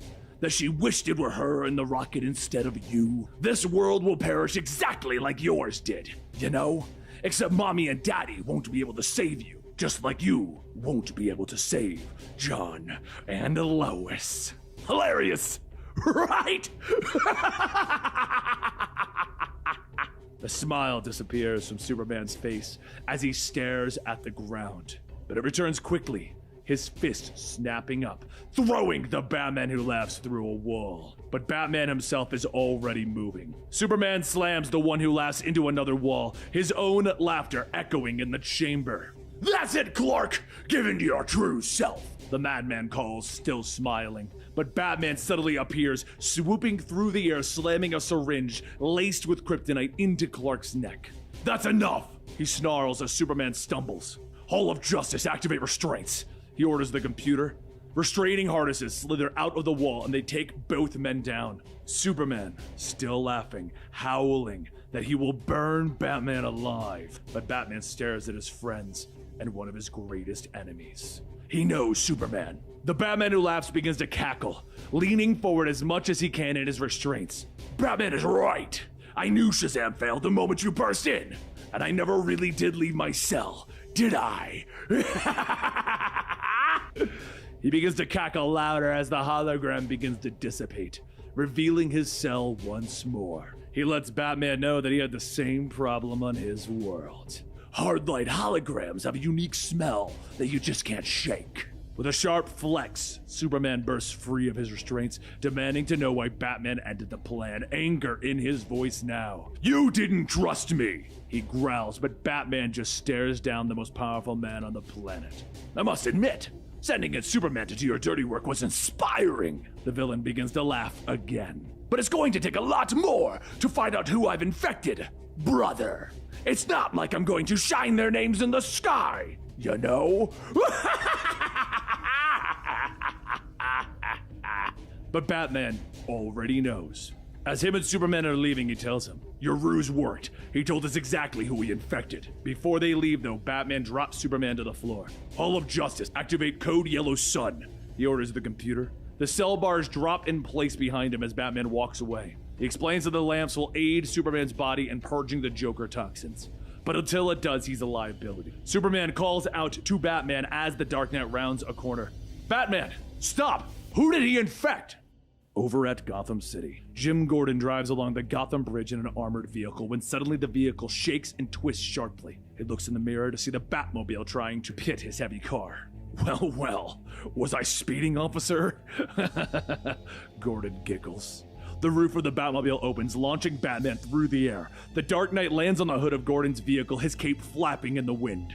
Batman tries to reason with Gordon, explaining that he knows the Commissioner sent him and Superman into a trap. There was no young boy. Gordon knew that Billy Batson was there. Whatever he's making you do, I can help you. Batman tries to tell his friend, but Gordon begins to yank the wheel, sideswiping several cars into the bridge, forcing Batman to try his hardest to hold on. Gordon removes his glasses, revealing a face that has been twisted by the Joker toxin, and the dark eyes stare at Batman while his mouth leers in a sinister smile. You have failed this city. Do you know how many people I've had to bury because of the hell that you created in Gotham, Batman? How many cops died because of you? How many more Robins must die before you give up? Batman slams to the glass, ripping Gordon free of the truck and jumping free. Both men tumble as the vehicle slams into the ground and it bursts into flames behind them. Batman pulls his friend up by the collar, his voice coming out in a snarl. The Batman Who Laughs wanted me to know that you were infected. Why? He demands to know, and Gordon laughs, holding up his hand and pressing a button on his watch. So I could show you the truth, what we really are, on the inside. Behind them, the armored truck explodes as Gordon's one-time bat armor bursts free. The robotic bat cop aims its arm cannon at the Dark Knight, launching a burst of batarangs. Batman dodges, trying to reason with his friend, but Gordon simply shakes his head. Life is so much easier now. The Commissioner pulls free a mask, putting it on his face, ordering the bot to open fire again. Both arms launch a barrage of batarangs that even the Dark Knight can't avoid. Luckily, Superman appears in front of Batman in a blur. the batarangs breaking harmlessly against his chest. Batman demands to know why he left the Hall of Justice, but Superman figured that the Batman Who Laughs was talking about the infected Gordon. He is an investigative reporter after all. He wanted you to know that he infected one of your closest friends. The Man of Steel launches himself at the robot, stunning it. Meanwhile, Batman is dodging as Gordon opens fire with twin handguns, trying to drop the Dark Knight. Superman stumbles, the toxin still not fully worked out of his system, and behind him, the robot leaps, its arms crackling with electricity. Superman turns, freezing it with a blast of super breath. Batman ducks under Gordon's close-range shot, grabbing the cop's arm and twisting it hard to the ground. And then a final blow drops Gordon. Superman stands by, the Robo-Bat cop destroyed on the ground. Batman leans over his friend, pulling the mask free, sadness in his eyes. "We'll beat this. We'll find a cure," Superman tells him. Batman nods, picking Gordon up. They know who 3 of the infected batarangs were for. The Batman Who Laughs wanted them to know this for a reason. "If we want to help Gordon, we're gonna need to get him to a secure location," he tells the Man of Steel. Superman nods, offering to take the Robo-Bat armor to the Batcave so that they can study it, but Batman shakes his head. "No, we tried your plan with the Joker toxin and it got us Gordon. Maybe this is how we finally beat him. We need to stop thinking like me, or even stop thinking like the Batman Who Laughs, and ask myself, what would Superman do?" Later, the Batwing lands on a pad in the Fortress of Solitude, and as Superman comes to the ground, he orders one of his drones to take the armor to his lab.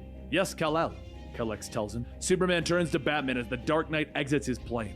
"Gordon will be safe here, but it's time we call the rest of the League in." Superman explains that they should bring everyone into the fortress and explain the situation. Show them the batarangs in Gordon. For a moment, Batman begins to argue, but then remembers the new plan. Do what Superman would do. "You're right, it's time, but not here. We don't want to give away the one location that the Batman Who Laughs doesn't know about." But Gordon, well, he quietly giggles at their side. Too late. Up ahead, Kelex begins to blare a warning as nanites explode from Gordon's bat armor. A cloud of nanites appear, infecting Kelex as they begin to take shape. "You know, I never wanted to be a hero." The cloud suddenly begins to speak as it shapes and morphs.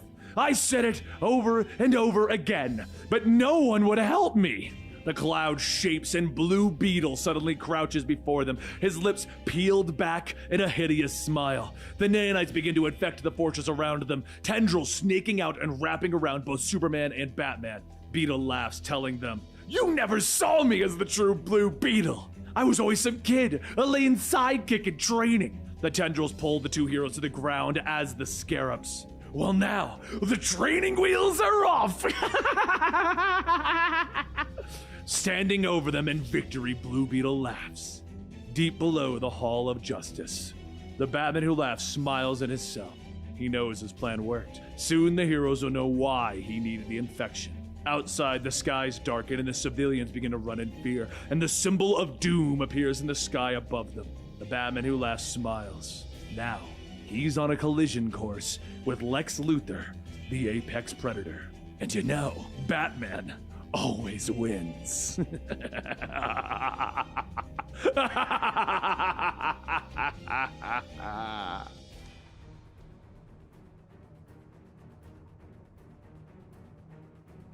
As the Scarab digs itself deeper into the Fortress of Solitude, Blue Beetle laughs, telling them, "This fortress is totally awesome! I love that it's mine now, Superman!" Batman and Superman pulled themselves out of the tangled wires, and Batman yells that Jamie's tech was never this strong before. Superman tells him that the infection seems to be amplifying his power, but before he could finish, a whip is wrapped around his neck and a voice tells him, "Don't worry, help is here." As Superman struggles with the whip, he looks back to see an infected Donna Troy, tightening her grip, and an infected Hawkman, subduing Batman, asking, "Are you surprised to see me?" Donna pulls Superman close, telling him that after everything the 2 of them have done, they deserve this. For Wally, for Dick, for Roy.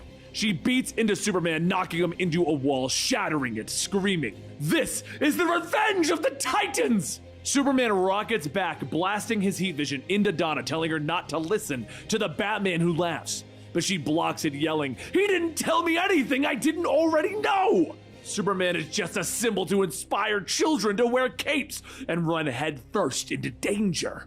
Those children are either dead or dying because of you! Hawkman punches straight down into Batman, telling Donna that they refuse to see the truth. Superman's powers are vast, yet he holds back. They both do. Gordon straightens up his jacket, asking Batman, "What's the matter? Can't disappear in the middle of a conversation anymore? Making me look like a damn fool. Never again." The Batman who laughs has a plan for this world, and once his 6 chosen heroes are infected, the real fireworks can begin. Superman shouts, "He will destroy the world just like he did his." And Gordon tells him, "It's called a purge, Blue Boy." The problem is he needs something from the dark multiverse to do it. And that something is a satellite. It was once the home of the Justice League in his world, and with a little remodeling and bloody sacrifices, he was able to treat it with dark metal to turn it into a cosmic bat signal. One that, if shined on the world, would infect everyone. But bringing something over of that size takes a little effort.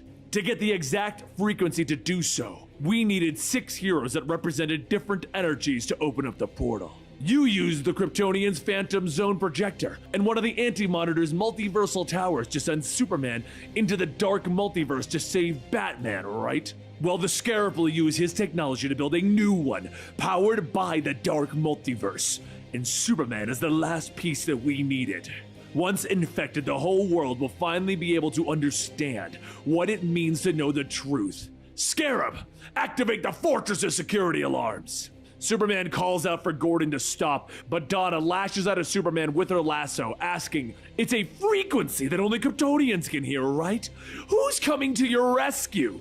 Supergirl? Superboy? The damned dog?" Gordon holds the infected batarang meant for Superman, asking, "Are you ready to join the winning side? Or do we have to kill whoever shows up? Are you willing to take that risk?" As Hawkman swings his mace, Batman leaps over it, telling him, "I have just the thing for this." And he pushes a button. A beeping can be heard coming from Gordon's old batsuit, and before anyone has a chance to react, it sets off a massive explosion, knocking everyone away. The infected start to cough as they back up, and Hawkman says, "It's just a smokescreen, non-lethal. We keep going easy on them." But Gordon shouts, "Just shut up!" Batman pulled his disappearing act on me again. "Find him!" Down below in the animal pen, Batman tries to reach out, but says that the Blue Beetle has control of the fortress and he isn't getting a signal in or out. Once Blue Beetle has complete control, it's over. And if that happens, they need to get Superman away from here as far as possible. Superman calms the animal, stating the words that Donna and Carter spoke.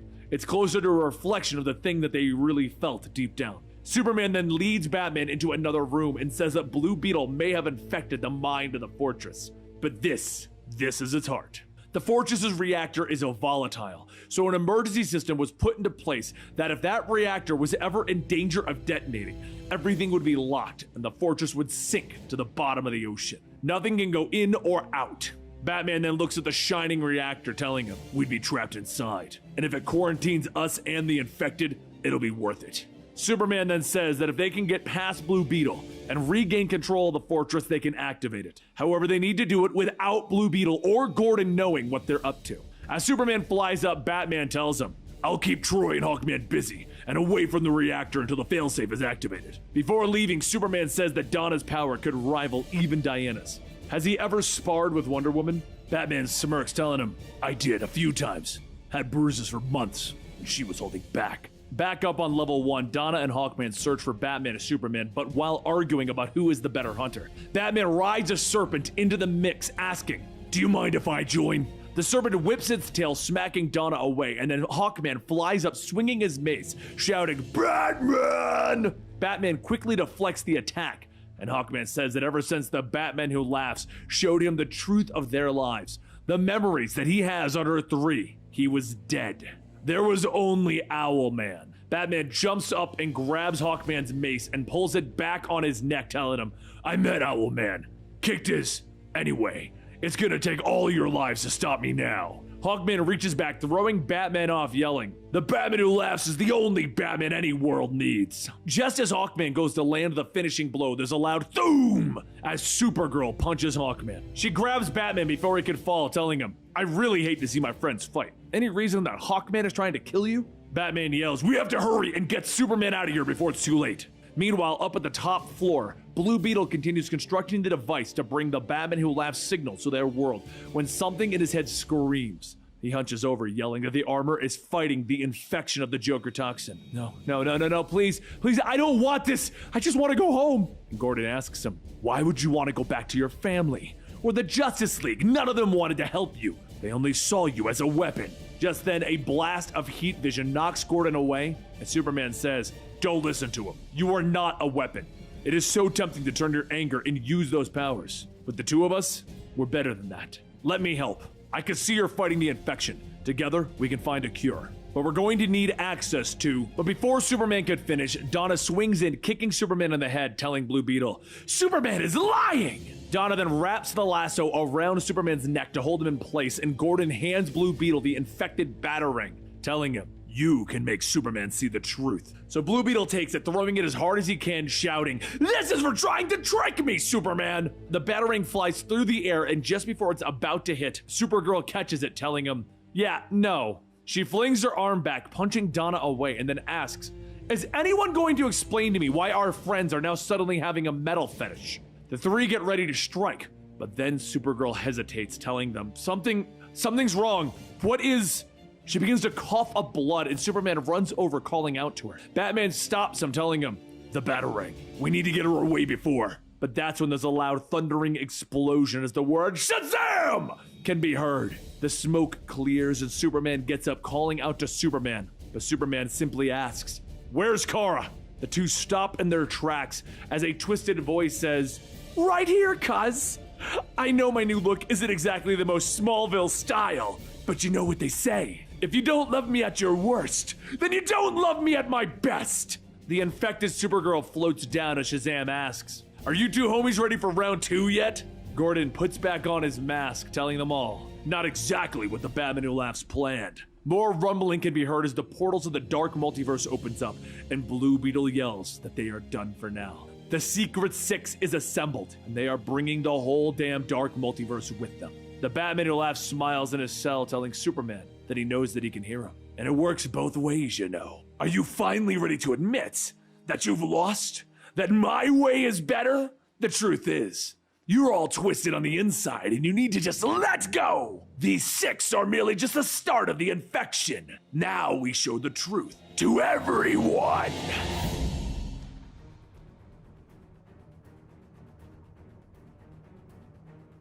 Growing up at a farm, you learn the hard way that some seasons are better than others. One bad weed can kill a whole crop, and Pa would often burn one of the fields to save the farm. And right now, Superman thinks of those things, wondering if their own world has become that weed, infecting the entire multiverse.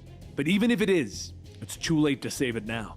As the Batman Who Laughs satellite connects to the Kryptonian tech in Superman's Fortress of Solitude, Supergirl tells the two heroes that there is no chance for them now. Soon the world will know the truth. Supergirl then fires her heat vision at Batman, forcing him to retreat, and Superman pleads with the infected to stop what they're doing. We may not have a cure yet, but we can fight this. Shazam asks, why would we want to fight it when fighting you is so much more fun? Hawkman slams his mace down into the ground, knocking Batman off balance, telling him, you're out of moves. And Batman asks him, are you sure about that? And then he yells something in Kryptonian. At that moment, a horde of Kryptonian beasts break through the crystal walls and they begin to charge in. As the infected are fighting against Superman's zoo of animals, Batman calls out to Superman, telling him that they need to take down both the tower and the satellite. Gordon then shouts, you'll have to get there first! Supergirl, Shazam, get to the satellite and activate the infection. Infect the entire planet with the Joker toxin. As the two fly up, Superman races behind them, telling Batman that Supergirl and Shazam are his. Hawkman then kills another creature, asking Donna, see how the Kryptonian leaves behind his pets to get slaughtered?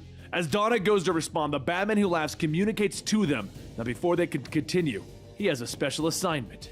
Listen closely so that his whisper may guide them to him. Hawkman and Donna then take off, leaving Gordon and Blue Beetle to handle Batman. Gordon takes out his gun, telling him, this is it, old friend. Do or die time. We both already know what must be done. What will finally push the world's greatest detective over the edge? What will convince you to do it? Up in the sky, Superman follows close behind as he travels into the dark multiverse. And when he gets onto the Batman Who Laughs satellite, his eyes widen. Strung up are the heroes of the Batman Who Laughs world dead, as if he wanted them to be seen, as if they were trophies. Superman stands up asking, "Is this the Batman Who Laughs world? Batman said he was evil, but I never." As Superman turns, he loses his train of thought, immediately seeing a display of him, Lois, and Jonathan before him. He falls to his knees, tears rolling down his eyes, and Shazam and Supergirl float down asking, "What's got you so down?" Shazam looks up at the display, seeing Superman and his own family as skeletons, as a trophy. This is awesome!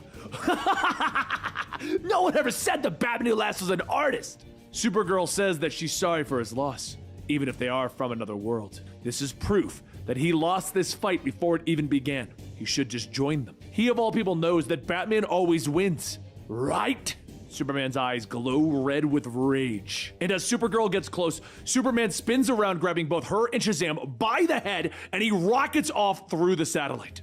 He slams Shazam's head into the ground while throwing Supergirl up into the ceiling and then throwing her down into the ground. Before the two of them can get back up, Superman's eyes burn and there's a sudden doom. As Supergirl and Shazam are sent out of the satellite, Supergirl says, "He seems pretty mad." And Shazam yells, "I got one word for him. Shut!" But before he could finish, Superman shoots in, grabbing both of them by their necks, and he begins to squeeze. Supergirl struggles to free herself, and Shazam tells her, "Hang on, I got this!" Lightning strikes down with a thundering "Coom!" forcing Superman to release his grip, and down on the ground, Gordon is watching and smiling. He says it warms his old heart seeing Superman give in and cut loose. To fight like them. Now it's your turn, Batman. Batman fights back Blue Beetle's tendrils, telling him, "I'll never be like you. Jaime, listen, you're stronger than this. Don't let the Batman Who Laughs." Blue Beetle shoots Batman, telling him, "Give it a rest. I'm not one of your Robins." Gordon goes to the computer, stating, once the satellite is activated, it's going to open up more dark multiverse portals all over this world and pull out all sorts of nasty surprises. The only way to stop it would be to stop Jaime, and that would require killing him. See? You have no choice here. The tendrils lift Batman up, and Blue Beetle yells that he is so tired of Batman and Superman stealing the show. "It's my time now!" Batman struggles, telling him, "You've always been a hero. But the Scarab itself is a threat combined with technology and magic that I needed a plan for. Now, I might hate magic, but I know technology." Batman's Blue Beetle contingency activates, and he thrusts his arm, grabbing Blue Beetle's chest, telling him, "And while Jaime is infected, the Scarab within him is not." Batman pulls his arm back, pulling a piece of the Scarab off, allowing it to bond with him. Blue Beetle falls back, asking, "What did you do?" And Batman tells him, "I borrowed control of the Scarab. Now the tower is connected to me instead." He hears the sounds of Gordon's gun clicking as it's pointed to the back of his head, and Gordon tells him, "Would you look at that? Hurting children to save the day again. You never needed the infection, did you, Batman? Using people to win, just like the Batman Who Laughs." Before Gordon can finish his sentence, Batman kicks Gordon in the stomach with such force that it launches him across the fortress. Meanwhile, up in the sky, Batman tells Superman that they're both angry and they both want to burn everything down, but Supergirl and Shazam are a distraction. "I need you to let go and focus on the satellite. Once we stop that, we can go to the ends of the earth to find them. Remember the conversation we used to have? That if we ever started to act like our enemies, we'd be better villains than they ever were. I was never worried about what would happen. That's because I trust in my friend." Superman finishes pulling the satellite out of the dark multiverse and hurls it into the sun at the same time that Batman overloads the fortress's computers and destroys everything. Gordon screams, "No!" And Superman floats down, telling him, "It's over. Supergirl and your friends may still be out there, but we're gonna find them and we're going to cure them." Batman goes on, telling him, "I'm sorry for what happened to you, Jim, but we will make the Batman Who Laughs cure." Gordon stops, asking him, "And how exactly are you going to do that? Oh, right. Where do you think my friends took off to?" It's right at that moment that the two heroes realize that they are too late. Hawkman and Donna have freed Batman Who Laughs. They stopped the satellite in the portal to the dark multiverse, but they've lost their allies, their friends, and their family. They can't come back from that. They must accept that keeping the infection a secret was their mistake, and that their world is not the weed that hurts the multiverse, but their lies were. Batman and Superman lied. Batman tells Superman that this will be challenging, telling all of their friends. And Superman says, They have no choice. Their friends need to know the truth of what happened, and he fully expects Wonder Woman to be furious.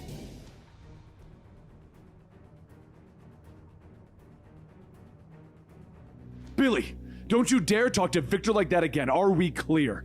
Rosa yells from inside the house. Billy looks up from his dinner, with both Victor and Rosa staring at him in surprise.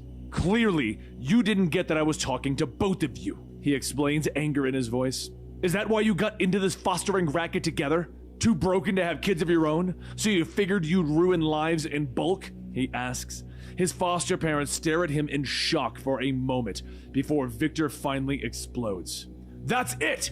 Clear your dishes and go to your room this instant, he yells. So Billy stands up, glaring at them both. All I'm saying is that maybe you should get your house together before stepping up to me. I'd rather do my homework than stare at that wimpy soul patch anyway. He snaps back at them. He scrubs the dishes, anger in his voice as he hears Victor and Rosa talking about him and the challenges that come from fostering teenagers. He looks at the picture of himself and his brothers and sisters, and he finally throws it to the ground, smashing the frame. Forget this, he snarls. What the hell is going on with you? Mary asks, coming into the kitchen to find what the noise was.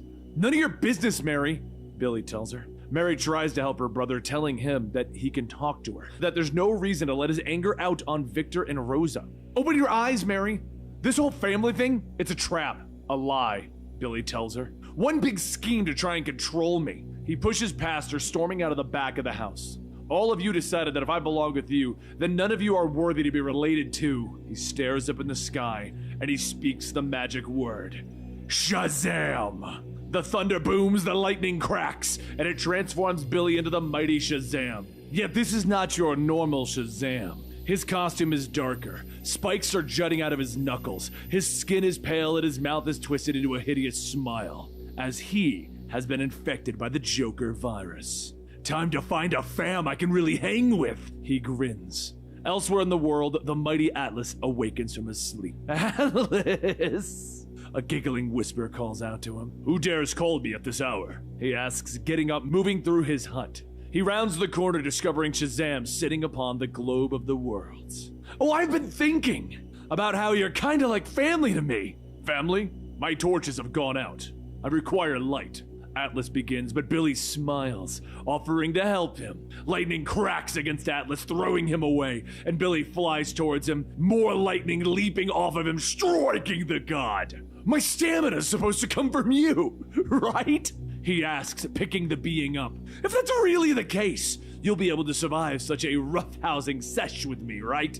Atlas lashes out, knocking Billy away. Our paths have not crossed before this moment, boy, but I knew the wizard Shazam for a time, so I know the power that you wield should speak to the strength of your virtue, he says, punching Billy again. He leaps up to strike, but is knocked away by another lightning bolt. This me? The real me? Doesn't follow chumps anymore, Billy tells him, and Atlas swings a column, but the wood shatters against Shazam's strength. You really let me down, Atlas. I'm disappointed, he tells the god, reaching out and grabbing his leg. I think it's about time for your punishment. I'll make sure it's something special. He smiles, and in the dark of the night, Atlas begins to scream in pain. Elsewhere in the world, Mary lands with a young girl, having pulled her safely from the burning building. Whee! Again! The girl yells, and Mary smiles. Maybe after I help my brothers and sisters clean up, she tells her. Freddy walks over with her, letting her know that none of the list of people that he knows could have caused this much damage. Mary nods, turning to her brother. It was Billy, she tells him, and she quickly fills him in on how strange Billy was acting before. Eugene nods, holding up his phone. If Billy's gone evil, we should call the Justice League. But Mary shakes her head. This all feels personal. I want to handle it myself. They'd maybe come on too strong, make it much worse. But Darla doesn't think that their Billy would ever do this.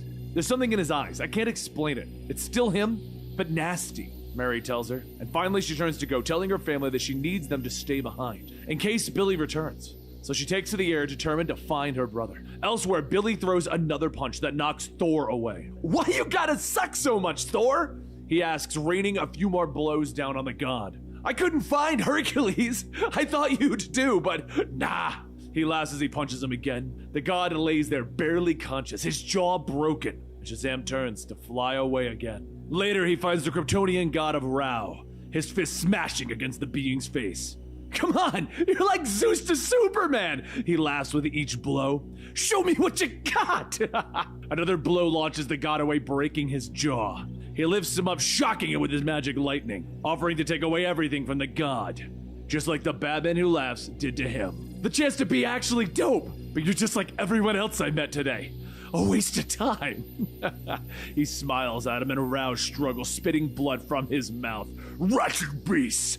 He gasps, looking up in fear as Shazam's fists come for him again. Far from it, dude! I just want to hear what it sounds like when a god cries!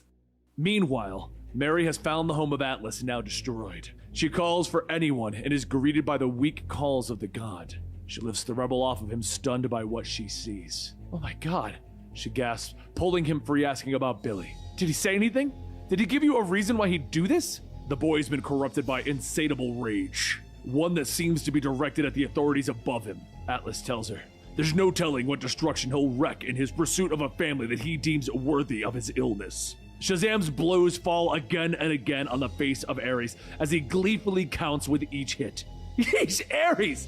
You're supposed to be the god of slaughter and warring, not the god of boring. He smiles, but Ares coughs, blood spilling from his mouth as he tells the boy, You've changed. Fine! Billy laughs at him. I'll only tear your arms off. But Mary's there, her blow knocking Shazam into one of the massive Greek statues that make up Ares' palace. Knock it off, Billy! She yells, and she helps Ares up, apologizing for her brother's actions. I've weathered greater challenges, the god tells her, but none quite so relentless. She nods, telling the god to go, that she will handle her brother, but Ares points at Shazam, floating towards the magic lightning snapping out of his fingertips and his eyes. Not chill, sis! He smiles hideously at them. Okay, I might need your help, she tells Ares, and the two leap at Billy, but the hero slips to the side, letting Mary fly past him as he grips Ares by the arm. I'll pull these off later! He laughs, twisting the god's arm, snapping all of the bones. He turns, letting Ares fall away from him. And I'll probably yank your legs off for being such a wuss! He calls out, seeing Mary returning. He launches himself at him. Hey sis, guess it's time for a little one-on-one bonding. I agree. Mary snarls as she lashes out, her blow knocking Billy away. She rips free a statue, readying to smash it into her brother. I don't know why you've turned into such a monster, but whatever crazed mission you're on ends now, she tells him, and she brings the statue down, smashing it to rubble over the mighty Shazam. I know my brother is hiding in there. I could see it in your eyes earlier. I love you and I won't let you ruin your life, she tells him, and Billy throws the rocks off of him with Mary staring down at her brother. Something has affected you. But I know it's not too late. You can try and push me away all you want, but I refuse to give up on you. Because that's what family does, she tells him. There's a pause and Shazam looks up, confusion and fear in his twisted eyes. Mary? He weakly asks. Mary, you're still here? These thoughts in my head, they're so bad. I can't get them out. He gasps and Mary flies down to her brother. She kneels with him, telling him that it's going to be okay. They'll go to the Justice League. Before we go, there's just one thing. Anything, she asks. What is it? And his mouth twists into the grin again. Psych! He lifts her up, driving the spikes on his fist into her stomach. Family indeed! You're the only one who's kept up with me so far! He smiles at her. He pulls free the photo, showing her. Pretty soon, you'll be just like me. Family! The Batman Who Laughs gave us a gift, Mary. Open your eyes. And now we can spread that gift to whoever we think deserves it. He tells her as she tries to crawl away, blood dripping from her stomach. Welcome to the fold, sis. He whispers in her ear as he takes off into the sky. Her eyes begin to redden as she clutches the wound.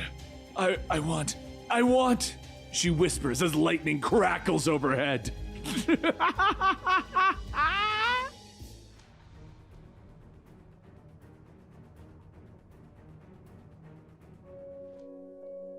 The sun slowly rises over Kahndaq as its people pray.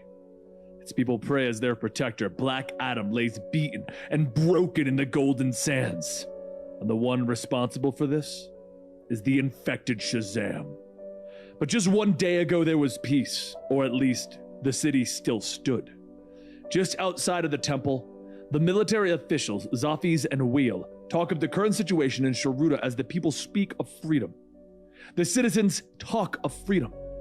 One where they can use their land's natural resources and become more. Wheel says that perhaps they should first report their findings before rallying people for freedom. But as the doors to the temple open, Black Adam sits in meditation, telling the men to approach.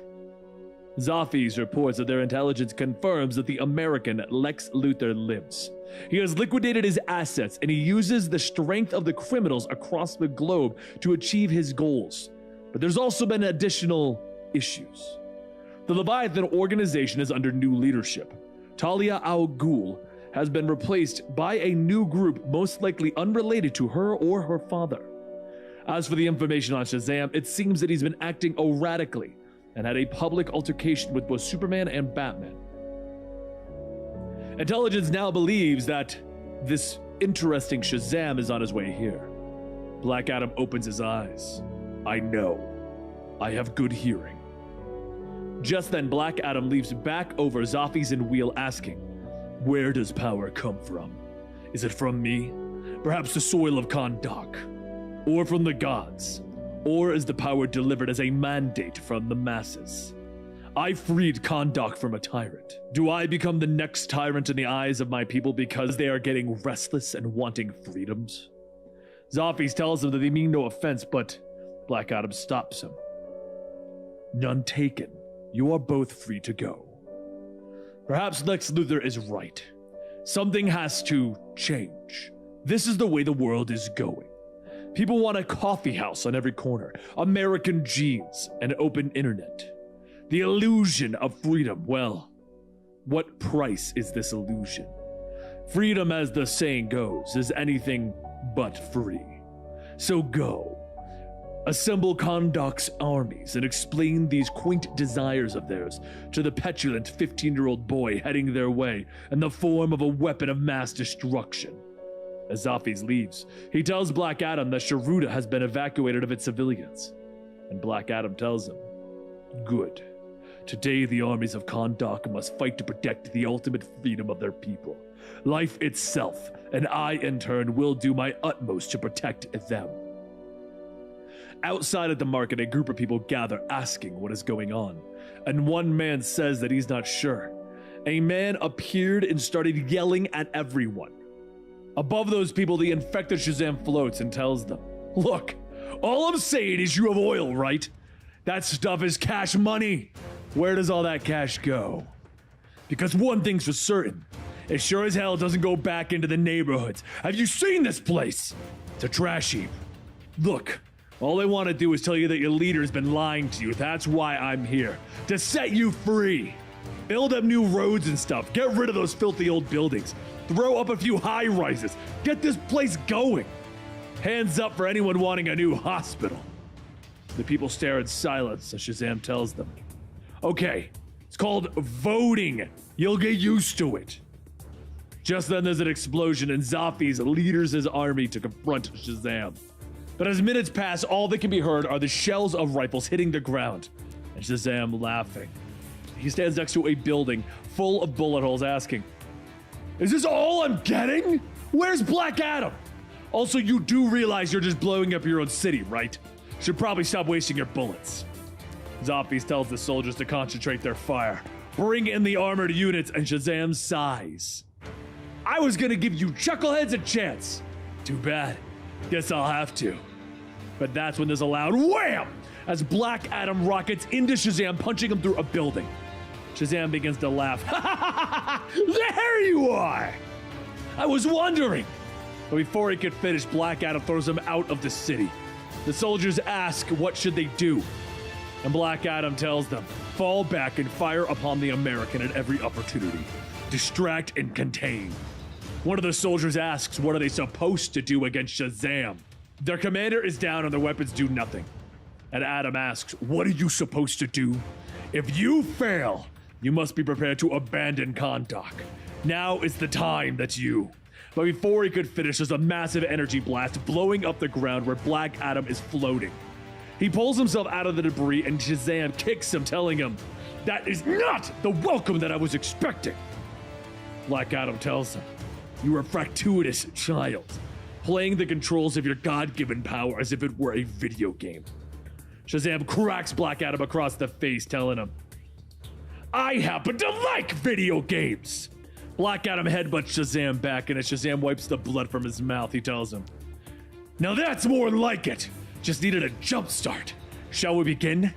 The two lock arms, struggling for power, but as Black Adam tries to convince Shazam to stop, he's brought to his knees by the child god. Shazam releases his power in the form of lightning, knocking Black Adam back, laughing. Get ready, noob! I got power-ups! Shazam attacks him with more lightning, and Black Adam flies off, yelling at him. You must listen to reason. Your reality is broken. But before he could finish, Shazam grabs him by the leg, telling him, not a chance! Kahndaq belongs to me now. Shazam begins to beat into Black Adam, telling him, this place is a third world country on its best day. You turned Kahndaq into a pile of dirt. It turns into a pile of mud when it rains every 500 years. And with one more punch, Black Adam slams into the ground with a thunderous boom! The sun begins to rise in the distance, and Black Adam looks over to see a city in flames. Shazam lands next to him, telling him, see? Lying here in a pile of dirt. Now that you're looking at it, maybe you should hire some architects or something. Maybe put an aquatic center in the town square. The Olympic Committee will love that. Shazam then kneels down, asking Black Adam, you want to see something cool? Watch this. Shazam! Shazam reverts back into a twisted Billy Bats and he laughs, telling him, see? I said it. Shazam! Wait, one for the satellite cameras. Shazam! Shazam! Shazam! Shazam! Pardon me, sir, but did I say Shazam? See? It's just a word. I'm the one that gives it meaning. And what are those people out there doing? They're praying to some sky wizard that's not even real. Black Adam slowly picks himself up, telling him, this land is not just a pile of dirt. It is a trap. My people do not pray to an invisible sky wizard. They fight with their hearts and souls. We waited long enough for morning so that their prayers may draw power from the center of the sun. And that's when Shazam is struck by lightning and he screams out in pain. He falls to his knees coughing as he slowly reverts back into Billy. And Black Adam tells him, you are just a child. You believe in nothing but yourself, yet you are trapped by the power of prayer. A leader who will not learn is no leader at all, and today you have learned a great lesson about my people. I see the power that they give this land. Without them, I am a leader of nothing. Black Adam walks over to Billy and whispers in his ear, and if you ever return here again, you will leave in a body bag. Billy says the magic word, but before he can finish, Black Adam covers his mouth, telling him, not yet. He looks at his people and tells them to release him. The power binding Billy fades, and Black Adam tells him, now you can say it. Say the word and fly back to your friends less than triumphant. That return will be all the message they need. Billy looks down and says, Shazam! And he flies off into the sky. The next day at Sharuta's hospital, Wheel leans up from his bed asking, why did this happen? Why did you allow this to happen? And Black Adam says, because I was wrong. If I were infallible, I would be a god, but I am not a god, just a leader of men. Sometimes a leader must see the power of his people. The truth is, I overestimated my power and underestimated yours. True power comes from the masses, from the heart of the land itself. This is what gives life to our gods, and I am merely its steward. This is my privilege, not divine right. Rest well. There will be other days, and when they come, more intruders will come to Kahndaq. But next time, they will also have to reckon with its people.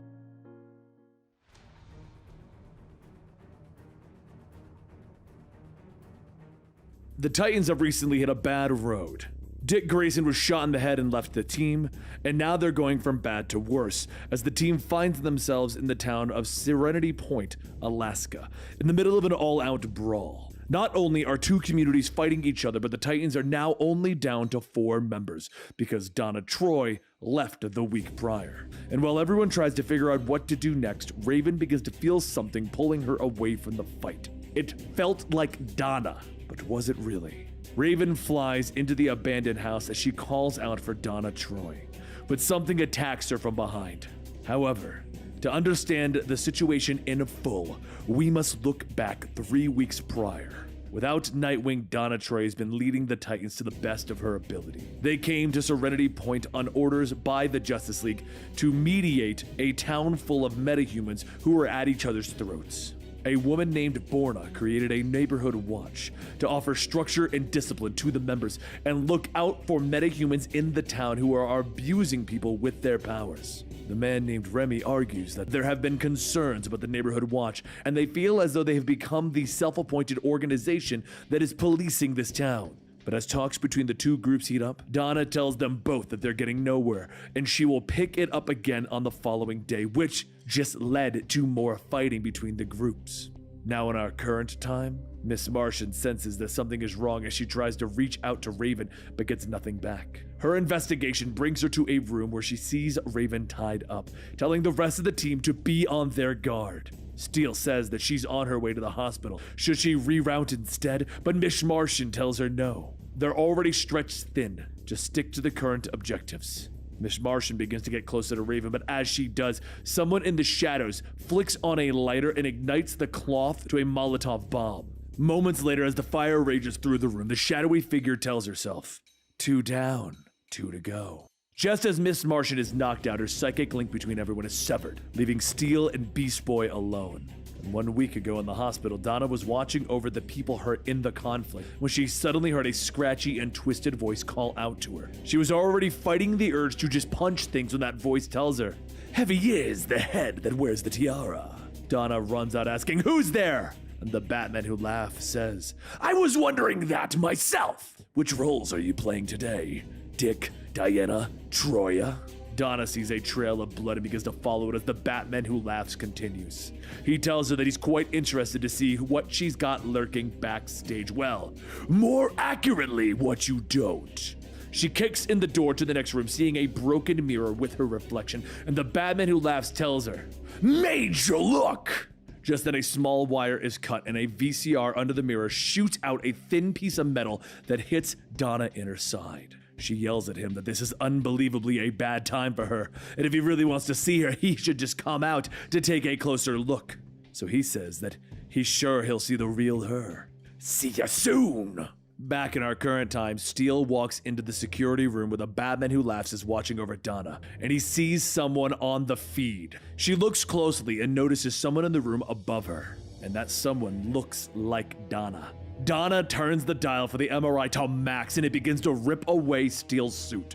A few seconds later, Donna takes Steel's body, telling her that there's only one left, an animal easily trapped. Later across the city, Beast Boy begins to pick up everyone's scent gathered in one place. He tells himself that it's most likely a trap, but he just can't leave them. He rushes over to see Steel locked in a tube and Miss Martian surrounded by fire and Raven on the ground struggling to free herself. He pulls the tape off of Raven's mouth asking, "Who did this to you?" And Raven shouts that it's Donna. Donna tells Raven that Donna Troy is dead. They want to see how it all began. Well, it was 6 days ago. The old Donna knew that she couldn't use force to create a truce between two groups, so feeling unfit to lead, she did the only thing that she could think of. She submitted. She passed the reins on to someone who actually wanted them. A terrible idea, generally speaking, but it's not her fault. Remy was killed and Donna blamed herself, but you can't blame a tool for being used. She felt that the only responsible thing to do was to just let go of the situation entirely. She had only known a life of service, duty, and performing tasks laid out before her, and without those burdens, she was nothing, and nothing ever felt so free. The Batman who laughs infected her with this dark toxin, but it didn't kill her. No, it unlocked the truth within. And for her entire existence, Donna Troy lived with conflicting identities, conflicting purposes. She turned on all of her false selves in an ego massacre with no survivors except for the one before them now. If they hadn't interfered here, Remy and Borna would still be alive. If not, at least it would have been the death of those that they chose. Those arrested were set free while the Titans were busy being captured. The outcome with the residents was vile. Or at least that's what they wanted. Raven begins to get up, telling her that she knows then that they won't be going down without a fight. Steel, Miss Martian, and Beast Boy all break from their restraints, but as Beast Boy lunges forward, Donna effortlessly dodges, asking, "Why do you keep fighting?" Steel throws her hammer, but Donna catches it, throwing it at Miss Martian, asking, "Is this really what you wanted out of our lives? That's just so sad. All of this is beneath you now. They're all ghosts of someone else's past." Raven gets back up, telling him, "Wait, don't rewrite their stories. Whoever she is now, whoever she's become, she is a part of them. She's still that person. She is still their friend. She can't deny it. Whatever she is going through, they will all get through it. Just tell them what to do." Donna begins to fly away, telling them, "If you want to know what to do, you can fight for me."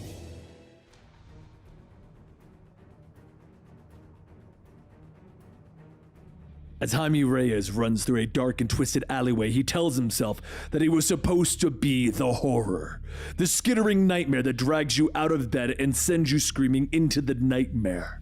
The scarab embedded into his spine, it's a monster maker. The beetles before him chewed through ancient armies, tearing apart whole civilizations, removing them from the map. But him? He has this beetle-themed Power Ranger thing, and right now, that isn't enough to save him. Jaime trips and claws to try and get away, but then he feels a heavy boot stomping on his back. And all Jaime wants to do is go home right now to live. But that monster, the Batman who laughs, is going to murder him. Jaime begins to beg, pleading to let him live, but then he feels a sharp sting as the infected batarang is slammed into his neck. He screams, reaching up, and as he leans up, he realizes that it was all just a nightmare. The only good thing about a nightmare is that sweet relief that hits you when you finally wake up. As Jaime gets up and gets ready for school, he looks at where he was stabbed, and suddenly he can hear a faint laugh coming from behind. The Batman who laughs tells him to live it up while he can, because what just happened was a whole lot realer than he thinks. And after getting dressed, Jaime runs outside to see the school bus already driving off and his friends Paco and Brenda laughing that he missed it. But why the hell is the Blue Beetle riding the bus anyway? He could just fly to school. So a short while later, Brenda jumps off the bus asking what the hell is wrong with him. Does he have any idea how hard it is for them to keep his secret an actual secret? And Jaime laughs, asking, "Why don't you just stop then? Besides, I really wasn't feeling school today. How many lives have I saved this month? Dozens. If anybody deserves a day off, it's me." So, later at Ted Cord's house, Brenda looks around telling him that she really doesn't care what Jaime says. This is totally breaking and entering into Ted Cord's house. As Paco pulls food out of the fridge, he tells Brenda that Ted loves Jaime, and when a rich guy tells you to help yourself.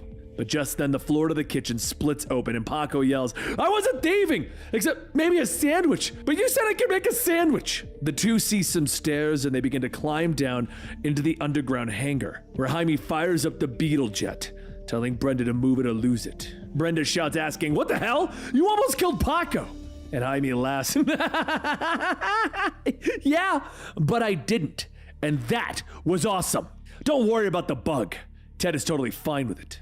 But meanwhile, downtown, Ghostfire flies through the Lux dealership, burning down the building, asking if they really thought that they could take his ride in the middle of the night. The salesman yells that the dealership doesn't repossess cars, that's the bank. And Ghostfire gets ready to hit them with some more fire when he's suddenly sprayed in the back with water. Jaime flies by asking, "Why do you even need a car when you could just fly?" And Ghostfire coughs, shouting, "It's electric! Not that it's any of your business, but now that you're here, we can really use some fun." Jaime jumps up punching Ghostfire, telling him, "Cool, nothing like beating the flame off an idiotic thieving fireman." He begins to punch him over and over as the Batman who laughs yells, "Yes, yes, make him pay! Why hold back? You're a hero! Don't let up!" Jaime punches him one last time with Ghostfire shouting, "All right, Uncle, man, Uncle, I give!" And Jaime knocks Ghostfire back, asking, Do you give up again? How many times are we supposed to do this? What if this time I just put you out?" Ghostfire focuses his blast, telling him, "You can sure as hell try, but if we're going hard, then let's go hard." Jaime tries to protect himself, but the Batman who laughs tells him, "I know it hurts, but lean into it." Let the flames wash over you.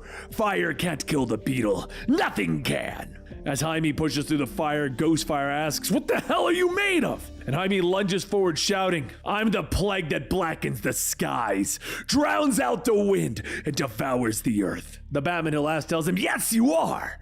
Now snuff out the flame for good. Jaime roars as his jaw unhinges, and the Batman who laughs tells him, This is it, full bug, just like you always wanted. But Jaime yells, "No, I didn't want this." And the Batman who laughs tells him that this is the gift that was given to him. This infection. Don't wrest control away. It unshackles you, frees you to be your true self. This is who you are. Lean into it. Jaime grabs Ghostfire, beginning to bite down on his head, and Brenda screams for him to stop. Jaime looks back and spits Ghostfire up at the jet, splattering him across the windshield like a black goo. He then turns and runs down the alleyway, stating that this isn't fine. None of this. I'm a bug! And the Batman who laughed tells him, That's it. Now you're getting it. Jaime jumps through a window, shouting to the voice to shut up. And as he lands, he rips a part of the suit off, yelling, "It itches!" The Batman who laughs tells him, Metamorphosis is never comfortable.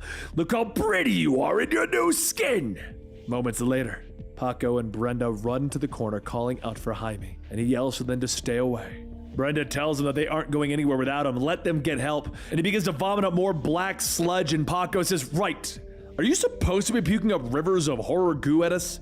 Jaime slowly reaches out, and he gets around the corner with Ghostfire telling them, "Nah, let him!" And as Ghostfire throws another fireball, the explosion goes off, knocking Paco and Brenda away.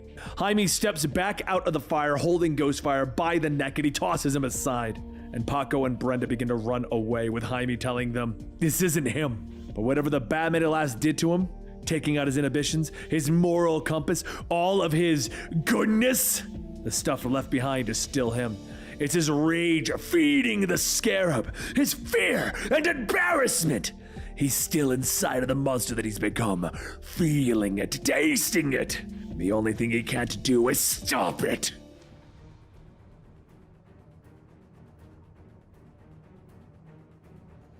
Everything happened so fast. There was a flash and Kara told herself that she can do this. She can defeat him. She is Supergirl, and she will defeat Brainiac 1. She focuses her heat vision to tear through the drones, or at least that's what she thinks she sees. The truth is, Brainiac 1 did win. He's downloading all of Kara's knowledge about the Kryptonian archive. Brainiac 1 taps away at the computer, telling her that his progenitor, the fake Brainiac, is a fool, always fighting external battles, fisticuffs with these metas, always a failure, always a waste. That's when there's an explosion on the outside, and as Brainiac 1 slinks away, he releases his hold on Kara's mind, telling her to go. Get out there so that they have time to complete the metamorphosis. She blankly stares into nothing, snapping back to reality, asking why is she in Cal's fortress? But before she can even guess what is happening, another explosion goes off and Crypto begins to bark. Kara tells Crypto to stay put and guard the archive. She's going to find out what's going on. The explosions that she heard came from the battle with Batman and Superman, and they're fighting against the Sky Tyrant, Hawkman, and Deathbringer Donna Troy, two other infected individuals.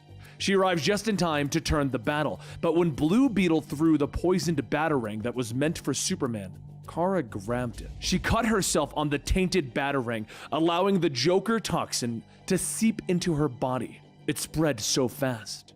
The injection targeted her cells and even the nanobots that Brainiac 1 had put into her. When she woke up, all she could hear was the twisted voice of King Infected Shazam asking her, how is she now that her powers are fully realized? She stands up after her transformation asking, is it too on the nose to say, super? Our now Joker-infected Kara coughs, scanning her hand to see Brainiac 1's nanobots are still in her bloodstream. She thinks back to remembering when she arrived at the Fortress of Solitude and found Helix destroyed. That's when Brainiac 1 appeared and hurt her, and no one hurts Supergirl! She flies up stating that she needs a minute. There's an unresolved issue that she needs to take care of. Within seconds, she slams back down into the archive and Brainiac 1 tells her no. He commands her to stop. The nanobots surge, subduing Kara, and Brainiac 1 says that so long as she obeys, there will be no pain. She quietly laughs as she crushes Brainiac 1's neck, telling him that she cannot promise the same for him. She flies up into the sky using her heat vision to burn out the nanobots. Brainiac 1 yells for her to stop. He was so close. Please! As she finishes, she looks at Brainiac 1 and asks, "What's the matter? Are you scared?" After a brief pause, Brainiac 1 tells her, yes. She focuses her heat vision, blasting Brainiac 1's head, telling him, "Good." She lets go of the broken mechanical body, telling herself that felt, well, exquisite. The voices of dead Kryptonians, they're gone. She's free of doubt, free of weakness. She could go back to the others, but why? One as fabulous as her doesn't need anyone. This backward planet has no idea what's in store for it. And she is going to have so much fun! As the sun rises the next day, Kara feels the sunlight on her skin, telling herself that she does have the power to build a better future for this planet. She is, after all, a superhero, and that's what superheroes do. Just then, she hears the cries for help and she rushes over to see a bus dangling over the edge of the bridge. She yawns as she easily lifts and tosses the bus back onto the highway, telling everyone, "You're welcome." The people are unsure what to make of her new infected look, but there's one thing that Kara needs to take care of: the reason as to why the bus almost fell off the bridge. She rips the door off the semi that collided with it, and the driver says that he's so thankful, but before he can finish, she pulls him out, telling him, "Those people almost died because of you." The man shouts that it was an accident, his tire blew out, and she holds him up in the air, stating, "I'll just make sure that there won't be any more accidents, all right?" A voice shouts for her that she needs to stop. This is not how they do things. "Put him down." She sighs, tossing the driver back to his truck, stating, "Sure thing, baby cousin." And Superman tells her, "You need to listen to me. We are here to help you. Come with us and we'll find a cure for this infection. We can stop it together, Kara." She begins to laugh, asking, "Do you really think I want you to take this away from me? You needed me to save you from being attacked by the other infected. Are you so ashamed that you would destroy the evidence? Keep the world knowing just how weak Superman is, what a failure you are, and what a hero Supergirl is." Superman tries to tell her that they are family, but Kara smacks him away. "We are done talking, Cal." She repeatedly punches into his chest, throwing him to the ground, telling him, "You can't even defend yourself." He races back, grabbing her, telling her, "I don't want to hurt you." And she laughs. "You've always wasted so much time holding back. This is why you lose." Suddenly, she flies straight into the ground with a kaboom, forcing Superman to release her. She begins to fly off, stating, "I'll see you around." But before she can leave, there's a small explosion going off around her. She turns around asking who would, and that's when she sees him. Of course, it's Batman. Batman tells her, "Stand down." And Kara charges at his attacks, telling him, "I'm so very sorry, but I'm not one of those teenagers who take orders from you. How many of you gotten killed at this point?" Batman fires a hook, telling her, "You're acting like a spoiled child. There are bigger things at play than your ego." As the hook wraps around her, Batman takes off, and Superman asks, "Are you gonna drag her back to the fortress? This isn't going to work unless she chooses to come with us. She isn't working with the other infected. She is still calling herself a hero, Bruce. We have to try and reason with her." Batman asks, "Do you really think you can talk her down?" As the hook is released, Superman flies over, telling her he has to try. Kara, as she gets free, she jets upwards, ripping one of Batman's thrusters out of the Batjet, asking, "Are you still hiding behind your toys?"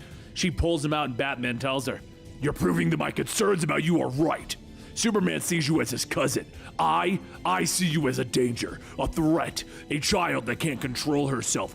Who is losing herself? Prove me wrong, Supergirl."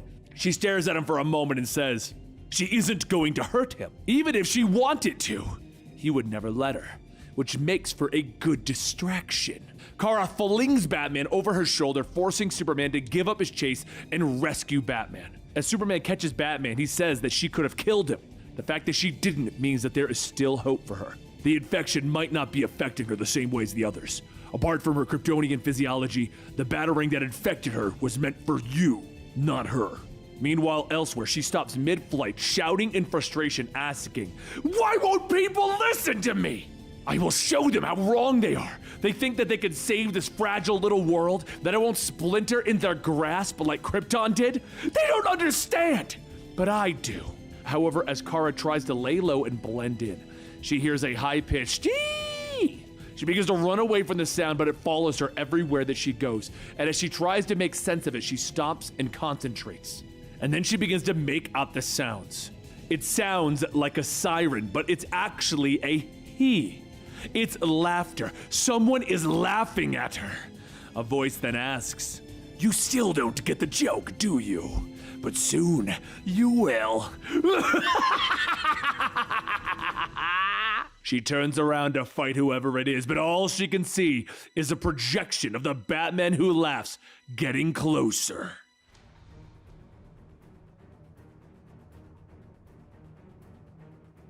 The day after seeing the Batman who laughs, Krypto sniffs around to find the scent of Kara, and when he does, it leads him to the small country town of Smallville. He flies through the sky when he finds a recently built tower, and Kara is inside taking apart Brainiac 1. She tells herself, no, that will only limit the density of the desperation. As Krypto begins to whine, Kara looks back asking if it's him. Krypto jumps up to her, licking her, and she tells him that she gets it. He's glad to see her. But now that he's here, she can show him what she's been working on, and everything is going to change. Back when Superman and Batman fought the others, they destroyed the satellite that was going to infect the entire planet. Now using Brainiac 1, she'll disperse the infection to the whole population at once. And who's more deserving than the people of Smallville? These humans who allowed Cal to grow into adulthood. Once the people embrace the enlightenment that she is offering, Cal will finally see this is the way to go. Embrace your dark side. Later at the nearby school, a teacher tells her students that she understands things have been hectic in the world lately, but should anything happen, there will be a safe place to. But at that moment, there's a crash on the roof, and Kara tears through telling the teacher, "I wouldn't be telling them such lies! There's no place on this whole miserable world that's truly safe. But I'm going to change that! I'm going to save you all!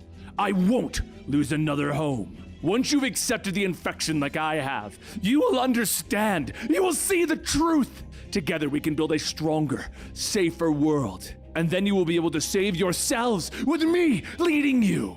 Kara then returns back to her tower to continue her work when she hears the whispers of the people in the town. Witch, invading our town, monster. So, she flies outside to see a crowd of people and she asks, "What are you doing? Are you all too stupid to understand that I am here to help you?" One woman says that they know what she's trying to do. She's a disgrace to that symbol she wears. She asks, "Don't you realize the gift that I'm bringing you? I've chosen you to be the first to be honored. So which of you has chosen to betray your fellow humans, to spit in the face of all of my hard work?" A young girl pushes forward, telling her, "I did. You say you're a hero, but you're acting like a monster." Kara rushes down, grabbing the girl, shouting, "You were supposed to choose to survive. Is hope really so hard a concept for all of you to grasp? Perhaps you need one of your own to lead the way. Once this child becomes enlightened, she'll be able to explain it to you. She will bring you all into the light, and humanity will finally flourish." But before she could finish that sentence, Kara is knocked into the air and over the crowd. Everyone steps back as Wonder Woman walks through, telling her, "This ends now, Kara. Terrorizing people, haunting the innocent, this isn't you." Kara gets back up shouting, "I'm not hurting them, I'm helping them. I'm giving them a chance to be strong." And Wonder Woman holds out her hand. "You may have the best intentions, but this isn't the right way. We can work together to find a better solution." Kara extends her hand and tells her, "No."